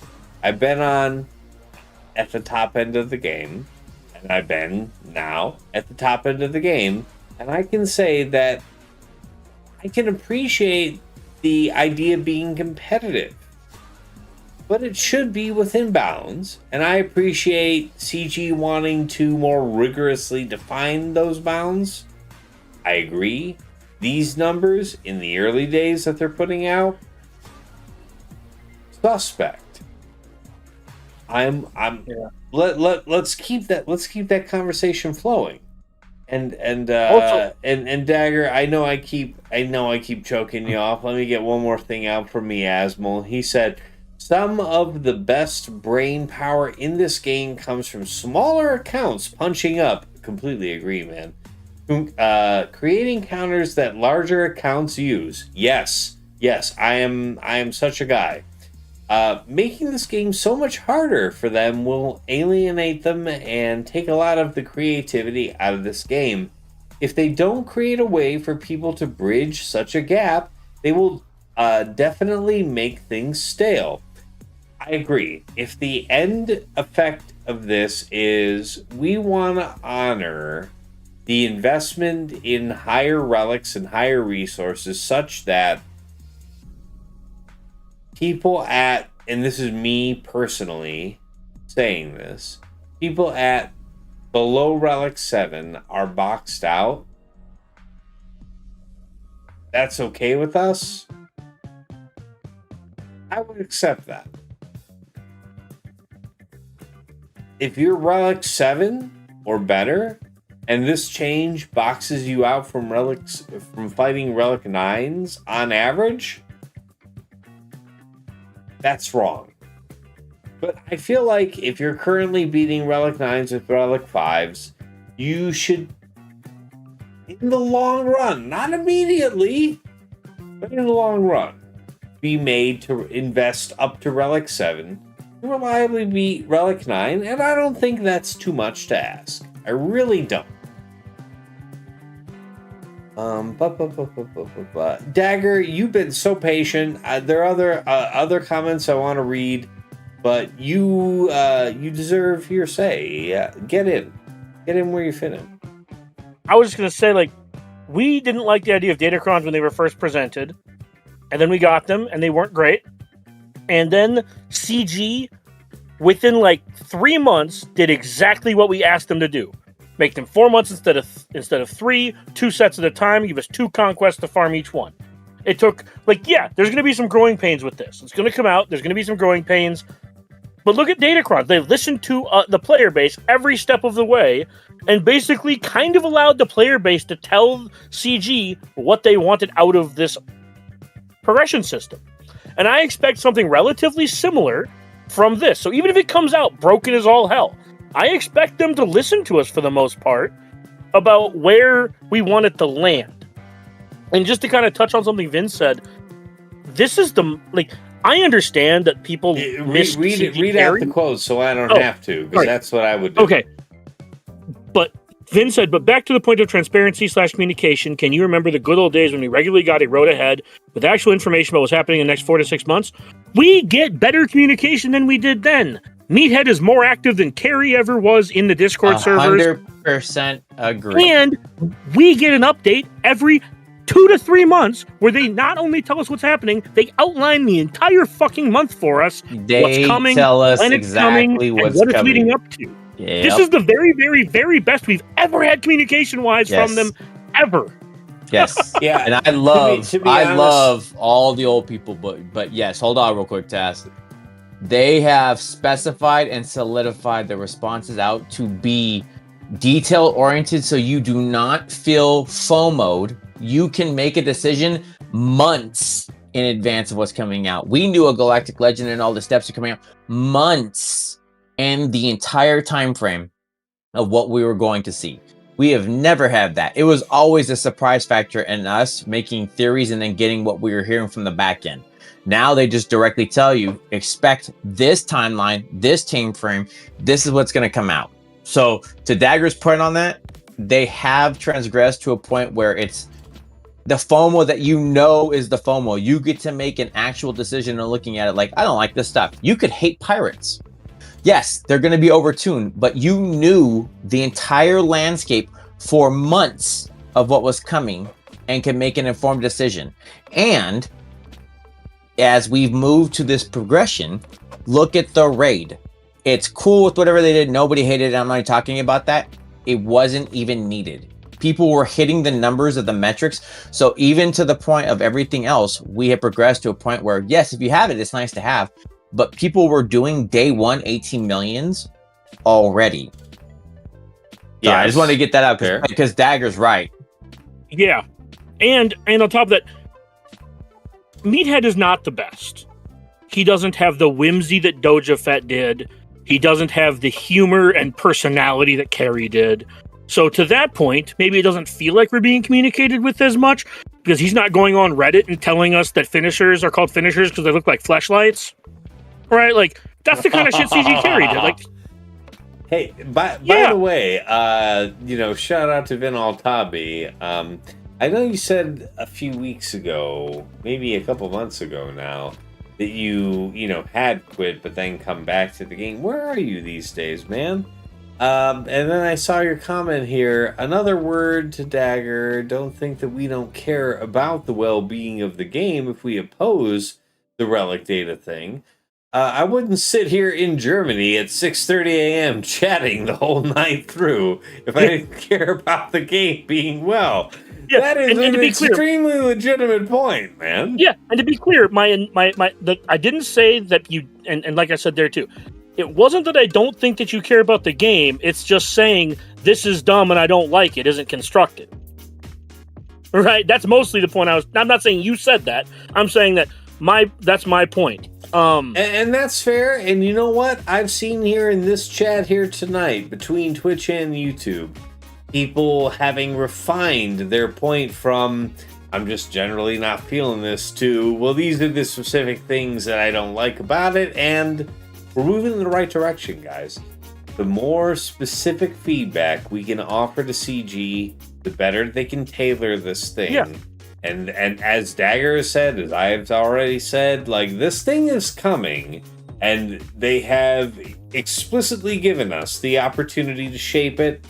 Take it while you can. But yeah, I would be curious to why you think communication used to be better. They put out more posts than they ever have. They give us updates more frequently than they ever have. They tell us not only do they give us a road ahead, they give us a road map every quarter of what's coming out and what the end of the quarter is. I will say to the point of what you're talking about, working in that something along those lines in an industry. Crumb's posts, when they did it, felt very complete. Now, it's not as consistent as what we have seen to date, which is again why I say your point, Dagger. We've never had it so good. But I just want to comment to where it's like, I understand the people who are talking about it. Crumb's posts always made you feel walking away great. You could feel like everything that came out was so concise and so inclusive that you were like left was like, man, this is too much data, but it was complete. But to what you're saying, and it's true, nobody else has been this transparent for us to get a 1-to-1 to know what's coming up, to say, I don't like that. I don't like pirates, and this is dumb. Why is it even in the game? And you get to see all of the aspects. And yes, you get to complain about it, but you get to know what you're complaining about. Not, man, I heard we might be getting this. All right, TJ, what do you think about this, really TJ? Quick, just to piggyback on this, because he did answer the question. The news we get now are some flimsy pieces of information about a week or some weeks before stuff comes to the game. Back then, we had a road ahead where they would plan out these stuff here. That's not actually true. If you go back and read the road aheads, they would tell us virtually nothing about what was coming. It was a lot of vulgar details with just big words. Chrome would give us like 3,000 or 4,000 words on, essentially telling us that we're getting a legendary character sometime this year. So you care more. I'm curious if you care more about the eloquence of the information being given to you, or the amount of raw information just being handed to you. Because we knew this. We know what the next 3 months is going to hold for us, and we've known it now for like 2 weeks. We know the Conquest unit. We know all the marquees. We know that there's no Journey Guide. I think they said there's no Journey Guide character. We know everything till the end of the year. Yeah, guys, like the idea that we don't have better quality, more frequent information, I don't think is beyond serious dispute. The thing that I think that maybe you miss, especially from the CG Carry days, would be a more friendly, a more personal, more interactive style of communication, as opposed to the relatively informative, relatively frequent, but also relatively sterile communications from the modern CG about the game. And that's fair to prefer. That's fair to prefer. But as long as you get your information, they can give it to me straight on a spreadsheet. They can give it to me with a cute voice note. So long as you give it to me, yeah? Yeah, I don't need a ton of fanfare with my info. Just tell me what the next era is. Yeah. I don't require... Right. See, the other problem, too, is we frequently have, criticized them for them needing to, spell check their posts. Yeah. And at least they haven't had to do that for a few months. And grammar. Yeah, but they've been pretty good the last few months, is my point. And to Meathead's credit, not most of them are really fucking bad, but every marquee comes with a meme or a joke attached. Yeah. Right, he's trying. Yeah, I mean... Yeah, Rob said communication is better. Telling us Jedi Master Mace coming back, lol. I mean, it is what it is. But that's not a coming back thing. That's a dev thing on the other side. He can't help communication with the stuff when it's not being told where it's at. Fair. I do believe that the Meathead gives us information when he gets it. Yes, and I think it's a very good faith effort. I agree. Altavi said the news we get now are some flimsy. I already read that one. I cut you off to read it because he answered the question about. You said specifically how, and I read the answer. And then we had a conversation about how they actually. He cares. This is good wine. This is good wine. I'm glad you're here because the wine is taking over. Yeah, and there's no shade to that. I get what you're saying, Vin. You like the eloquence with which Crom and Carrie would speak. They would give us a dissertation once every 4 to 6 months, and they would just kind of say, "Hey, you guys are going to get a legendary character. More news to come." Yeah. But it was a ton of words basically saying nothing. Yeah, well, I was about to say that I appreciate a more personable style, but not at the expense of information. And I will never be able to entertain somebody criticizing Meathead for giving you the straight dope. Those posts are, you can say whatever you want, but you can't say they're anything less than straight information. There's no, there's an embellishment in the first line, right? He takes a creative liberty, a dad joke, or whatever you want to call it, in like the first line of a post. And then it's like the straight dope. So I'm not hurting. And then with that QA that usually follows any immediate content release. Their QAs are way better now, too. Your QAs used to be really dumb art questions. Yes. Now they actually have better quality information for sure. Like we are experiencing, I think, in a variety of real ways, a better product. And this newest thing they're announcing deserves criticism, deserves scrutiny, and despite all the participation that I encourage you all to do, I think that they will come out with a product that we're all cool with, because they've succeeded against a lot of community backlash before. They've succeeded. And if it isn't right away, remember, it took 3 months for them to get Datacrons exactly where the player base wanted them. So even if when they release it, it's still completely busted and doesn't. It's not going to be just right. Like, you can't expect. When they release it, it's gonna take 2 to 3 GAC seasons for them to work out the kinks. I'm gonna say we saw a couple examples of it, right? We see it now. We saw Datacrons, and then it was like giving the GLs, and I want to make this as a timely thought process here, right? We looked at the Super Rays when we just started, and it was nuts, right? The Super Ray was nuts. We essentially have the same thing again now, and look at it now.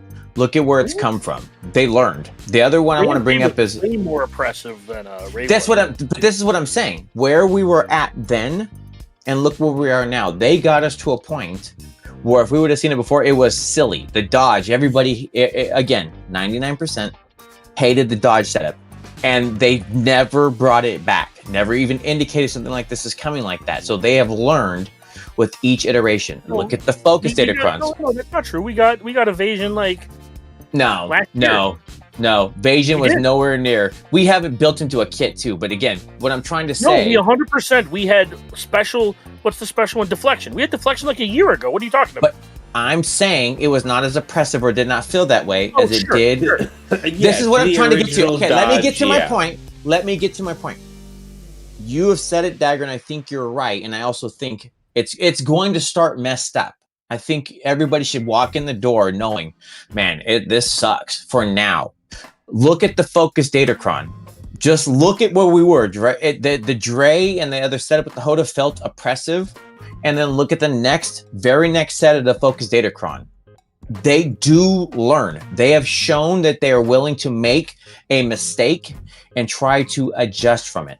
Nothing is ever built in stone and then stayed shitty. I've never seen another game where it's like, this is the most worst thing that's ever been. And then they said, oh, hold my beer, we're getting worse-er.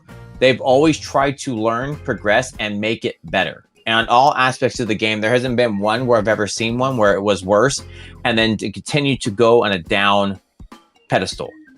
Yeah. Now, Vin says here, I couldn't care less about eloquence or such, but I have a complete different perspective on this matter. I actually can't believe that you are seeing it at this way. It's probably just a subjective thing. We get more information more frequently. It's not subjective. I think that's a fair take, man. Like, we can argue maybe quality. But yeah, that's what I put too. It's like, I'm sorry, but it's not really subjective on the volume. It's the quality that is the debatable. Oh, this has been as clear as you can make it. I don't care if you mess up a word or something like that. It is good. It is both. It is less thematic. It feels less maybe personal than previous, posts, previous managers, what have you. But we're getting good information. And the one thing that's big, frequently. Yes, consistency. You can talk all the shit you want. One of the biggest things that was been on thing, it is consistent. And he's in Discord servers telling you it's coming. We can sit there and not necessarily go to my clock on it, but no, it's like, oh, we're getting around this time. Here comes another post. And we know it comes. And we know which days we do kits. And it comes. And when it's late or something else, you can hate a person all you want. He comes and says, hey, guys, it's going to be late. Oh, man, you have fucking Fatal doing setups and saying, I'm in the waiting room. And you can jump in because, at some point it's coming. You never had that. I could love an email being correct and everything else, but you couldn't set your clock to it. You couldn't come back and do that. That is phenomenal. You can't give me 3 months of data.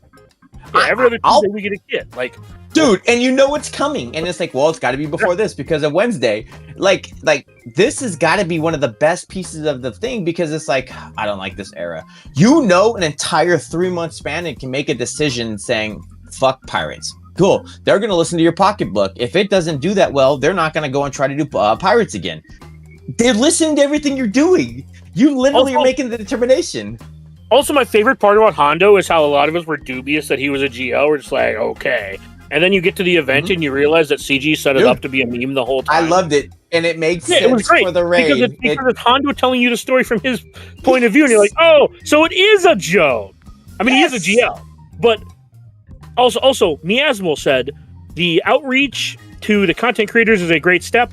Maybe they'd bring in some actual players from start, mid, and end game in to be consultants so they could add more of a rounded opinion before they spend time developing that they may have to walk back. Maybe they'll get closer to a holistic bullseye when they release the new structure and content. Yeah, I mean, fuck the people who ruined the Game Changer program and fuck the people who ruined the beta test program. But if you want to know who they are, you can DM me. I'm not going to put them on blast on Tass's Twitch. Hold on. You're going to say this, right? Hate, right in DM. I don't know any of those people. I don't know any of that shit. But you know what I can tell you? I've been here since day one. So whenever the fucking game came out, I've been here. I've never seen them take a step in this direction to bring something that's going to bring a lot of discussion. They've never included everybody or tried to do that. And they've never put it up front. They've always locked the door and basically hid the key. And now, as much as you may hate it, you know what's coming, so you can be a part of the change. And again, I've heard Tass say this a million times, and it goes a million more. They are funneling the voices to certain people, yes, but you get to still voice your opinion.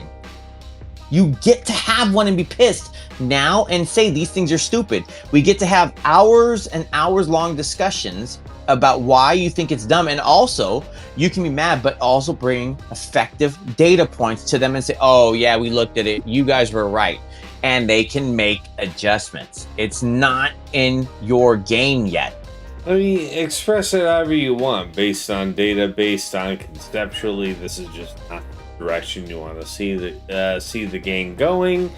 Regardless, CG is listening, so push that through.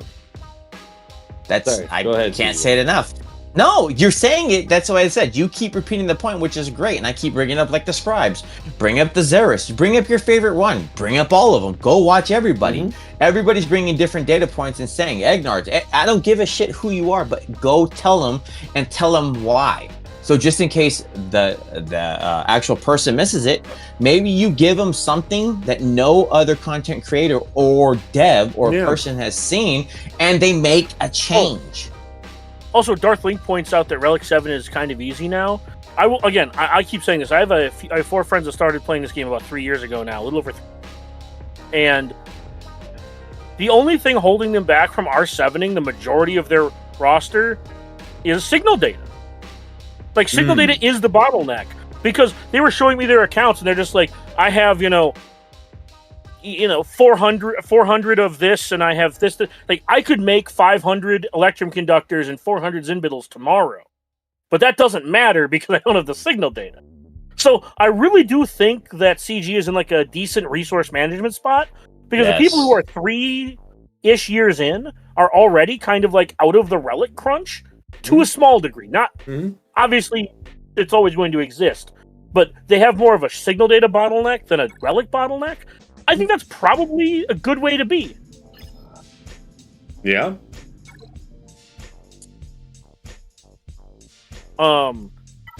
Not just to talk about this system, you know what I mean? Like, with this system and it being and the access to relics likely getting even easier, because this change will likely come with an easing of relics, because that's generally what they do, right? When they add a progression system, they ease something else slightly. Okay.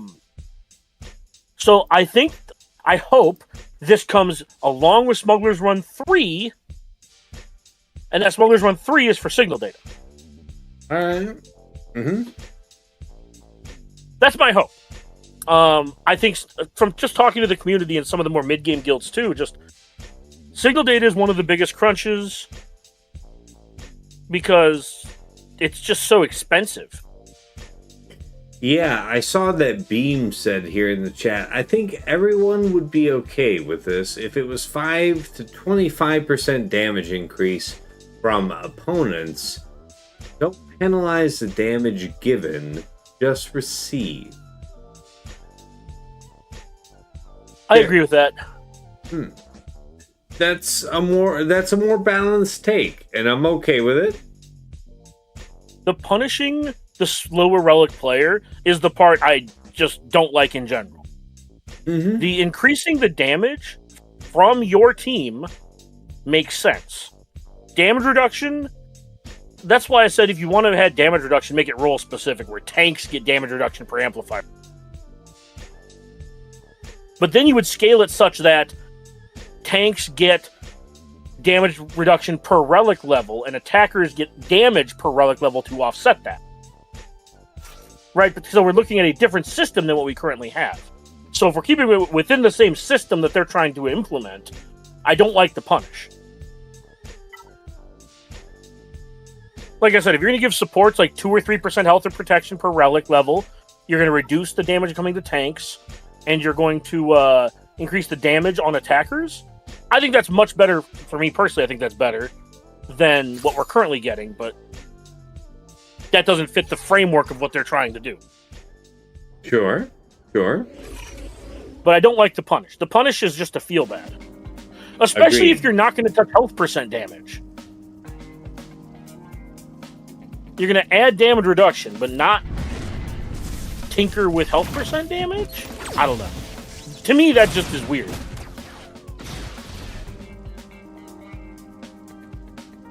Because everywhere else, damage reduction applies to that.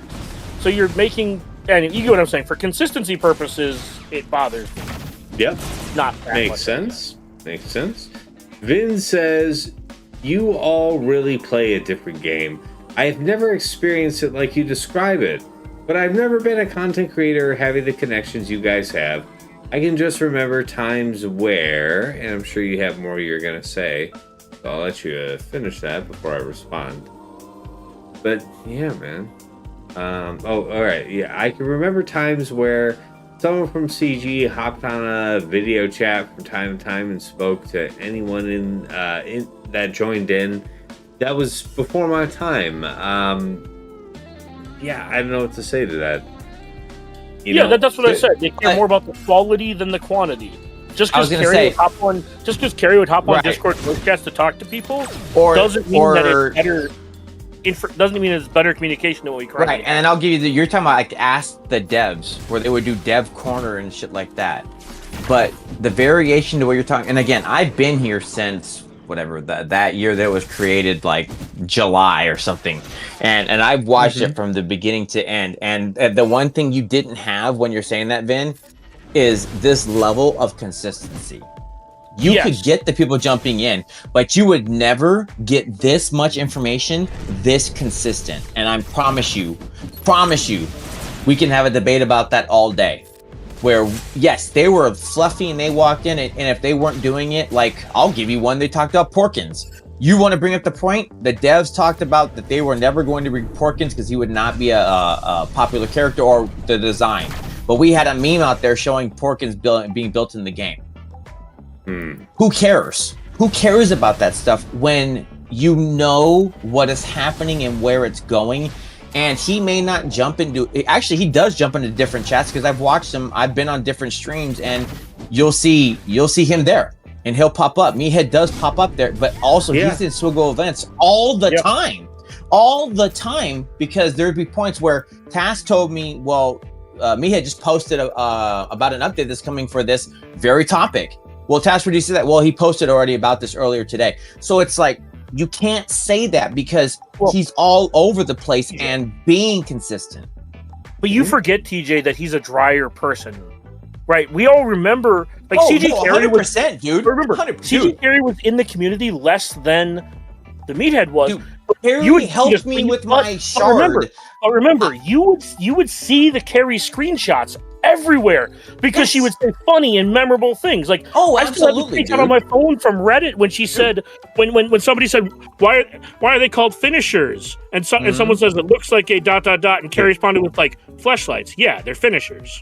Right. And with a smiley. We can go to all the stuff you want. I was there because Carey helped me with my fleet shard. I remember all of it from a personal opinion, but you know what I kept being left with? That fucking gray area that we were always in.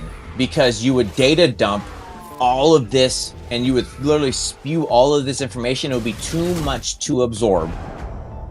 And then you would be left trying to take weeks, literal weeks, not figurative, literal weeks trying to take care of all of the data that was coming forth. And now it is at a pace that it is digestible. And again, I'm going to keep using this word because this is the biggest part of a game that is FOMO, where they've taken the damn fear of missing out of the game.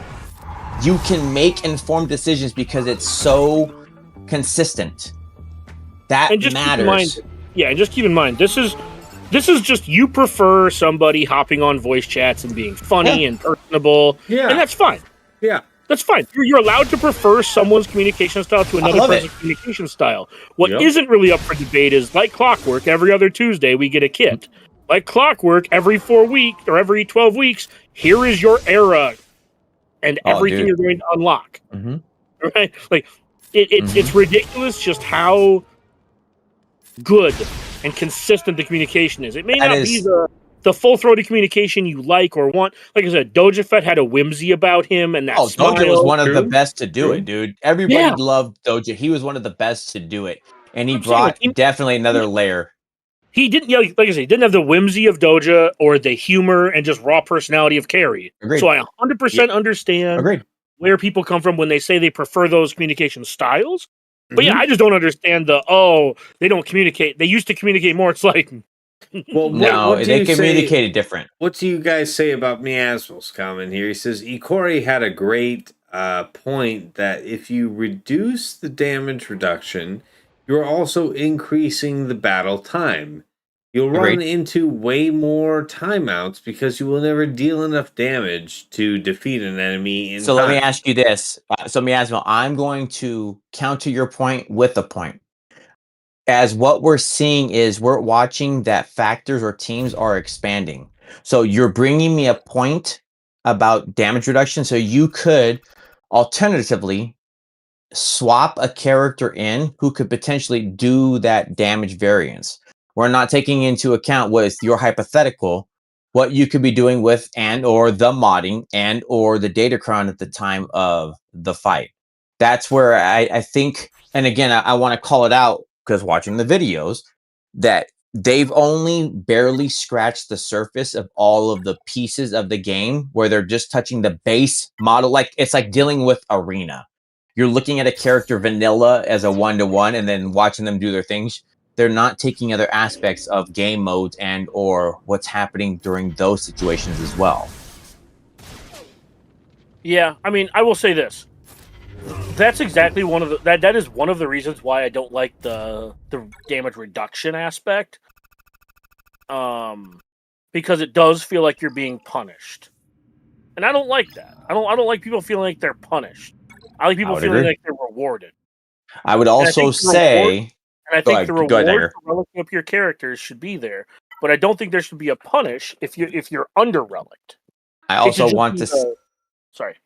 No, it's actually in addition to your point, because the other thing they call out very early on, they're not impacting some of the other aspects of your fight, including dots. They're including deaths, including some of the other. If they were hitting that as well, and it literally covered all things, this would be so much of a worse conversation. They're literally looking, and again, that's why I keep calling it the definition of relic and what that means per each amplifier. I thought the idea of what you said, Dagger, and what Livis said was phenomenal. It's a phenomenal start point of saying we're going to hit you hard here, and then each one I'm going to just nitpick you a little more and a little more. That's a great. I'm hoping. So here's what I hope. I hope that feedback was provided again. What Taz said to one of the content creators in the program. Have you tried this? Oh man, we didn't try that. Let's go see what this does. Oh, this feels a lot better. Maybe we should do this. Oh, it doesn't feel like soup being thrown at a wall. Now, I got you. So, I like my Relic Delta like I like my tax system. Progressive.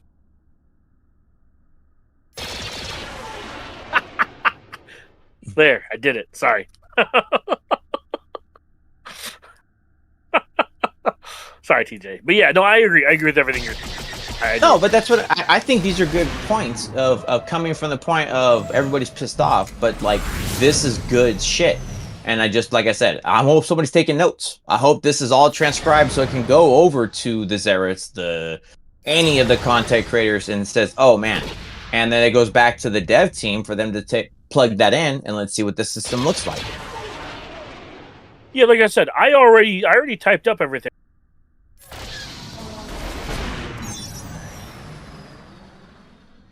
Like a lot of stuff I said tonight, I already typed up a bunch of it and sent it. Good. I'm glad to hear that. I'm sure you'll be willing to give that a final edit or two before it goes live, before this change goes live. Well, no. I mean, like I already sent along my feelings on it to some people who can do it.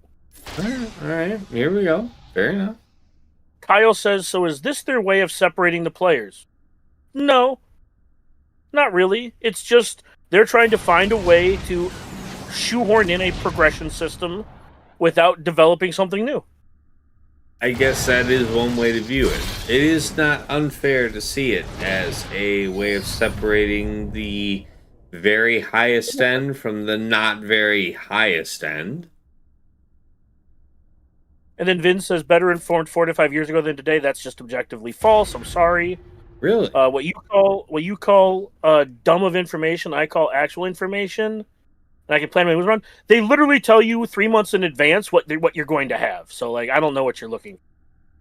They tell you. I guess I'd be interested in that definition because I do feel generally. I would say I think he's calling you dump of information, Vin. Oh, dump. Yeah. I want to go back to the point of what you're saying, Vin, and what Dagger's talking about. Look, I will be happy to fight this all day, but this is where I will step in because I have literally been at points where the data they gave us, I felt exhausted because it was too much information to ingest, and literally like. But right, and I walked away saying, did they actually tell me anything? I don't know, but man, I felt warm and fuzzy. So I'm sorry, Ben. I've been there. There's nothing you can say that will not tell me that is like I have to go ingest a 50-page document of their history of what we're going to do versus here's a 5-paragraph setup and data that is like, oh, this is a number I get to use. Oh, this is a date I get to use. I can go base my spending habit based on what I see now. Mm-hmm. I'm sorry. I'm sorry. Kyle, it would say a lot of nothing. Just worth saying, Kyle. CG has said multiple times that they want the timer to be your enemy. Okay. Essentially, so I don't see them increasing the time limits past 5 minutes. They've been pretty open about the fact that they want that to exist. They want timeout risk to be a thing. I want to make sure I take both points. Vin, I see yours. I will agree with you. I was excited when we were told we were getting a road ahead. I'm also excited to know that I can go like clockwork when I'm producing and plotting and scheming, knowing, hey, we're going to talk about this character kit coming up because we know it's coming out. And then it's like, well, what character are we getting? And then what requirement is it for a Galactic Legend? I'm going to counter your point with saying, do you remember a time when we knew a Galactic Legend was coming out, but we had no idea what the fuck was happening with that Galactic Legend and or what setup was going to be? And we were just trying to pray to get ahead because of the FOMO setup. Yeah. Your point is true. Excitement was there. Roadhead's only created FOMO. They didn't I remember being like, oh, I can't wait for the Roadhead. Read the Roadhead. I'm like, well, this just told us a GL is coming sometime this. Thanks, CG. And I also want to make sure I comment on this because in Twitch it's a really good call out. Will you be okay with a completely non-synergy team at Relic 9 beating a well-modded Relic 6 or Relic 7 team with good synergy? We don't know that yet. You're talking about a team, and I'll give you one that has that with exposes in a setup like that and confusion. If you think of the CLS team, we don't know what it's going to achieve yet because that's just a hypothetical. They're looking at base builds and they're going to continue to adjust those builds for us to work on it. So we don't know what it's going to be. I would agree with you that if you bring an all Relic 9 cup lead, so there's no lead mechanic, no unique setup or no additional piece with some bullshit other teams behind it and they're all Relic 9. If my team with a functional lead and cohesive setup, we don't know what that's going to do. I would agree with you. That would not be nice, but that's the point of the testing. You don't know if they're going to do that.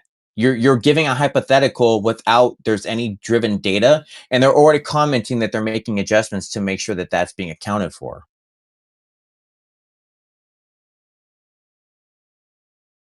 Sorry, had to pause on that. That's throwing things in there that there's nothing to support the data of what you're talking about. Yeah, synergy will still matter. Like a raw are not, we'll see how it all kind of boils down. That's Right. That's what I'll say. But I don't think what you're saying, Mole, is going to be the end result of what's happening. Right. So I understand what you're saying, but I also don't think that it will be the end result. No, and it's Herf is right. Nobody thinks. Okay, two things they don't want. They don't want a game where you live in a world of timeouts. That's not their objective. They literally said that they're fine with timeouts existing as a piece of a portion, but there's a solution to the problem. Not just it's a setup and you're out. You're asked out. It's the same thing because they also said the other point, Dagger. They don't want the loops either. Hold on, TJ. Hold on. Tass, are you asleep? Tass. No, almost. Yeah. So we can kill it. I would just let's have final thoughts. Yeah. And shut this screen down. I am barely alive here. I am holding on for the sake of the good conversation. Cass is a lightweight. He's on drink number 3 and dying. I'm West Coast and easy, so I can do this shit all day. But I like I said, Jack, and I'm still talking like this.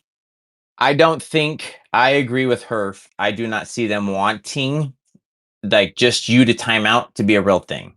Synergy and all that, that's why they build teams like that. They build dynamics and they build characters with the units to work together. So that does not feel correct. Also, they don't want loops, and they're very sensitive about that. So just comment, wait to see. All right. Well, hey, thanks, Saleya. Thanks for Kyle for waking me up. Yeah. It's gone on. I still have some wine here. I think I'll bottle it back up and have that tomorrow. But it's been a great discussion and some good Grand Arena distraction here from Dagger. Appreciate that contribution. skip the wine and take the vodka Red Bull next time, says Vin. Man, that sounds terrible. I don't think I will. I appreciate that recommendation, though. It has been a wild time here tonight on the stream. I would normally do all the regular outro, but I am straight up exhausted. I'm not going to do all that. So here's what we're going to do. We're going to go ahead and set up the YouTube people to raid out to whoever is live.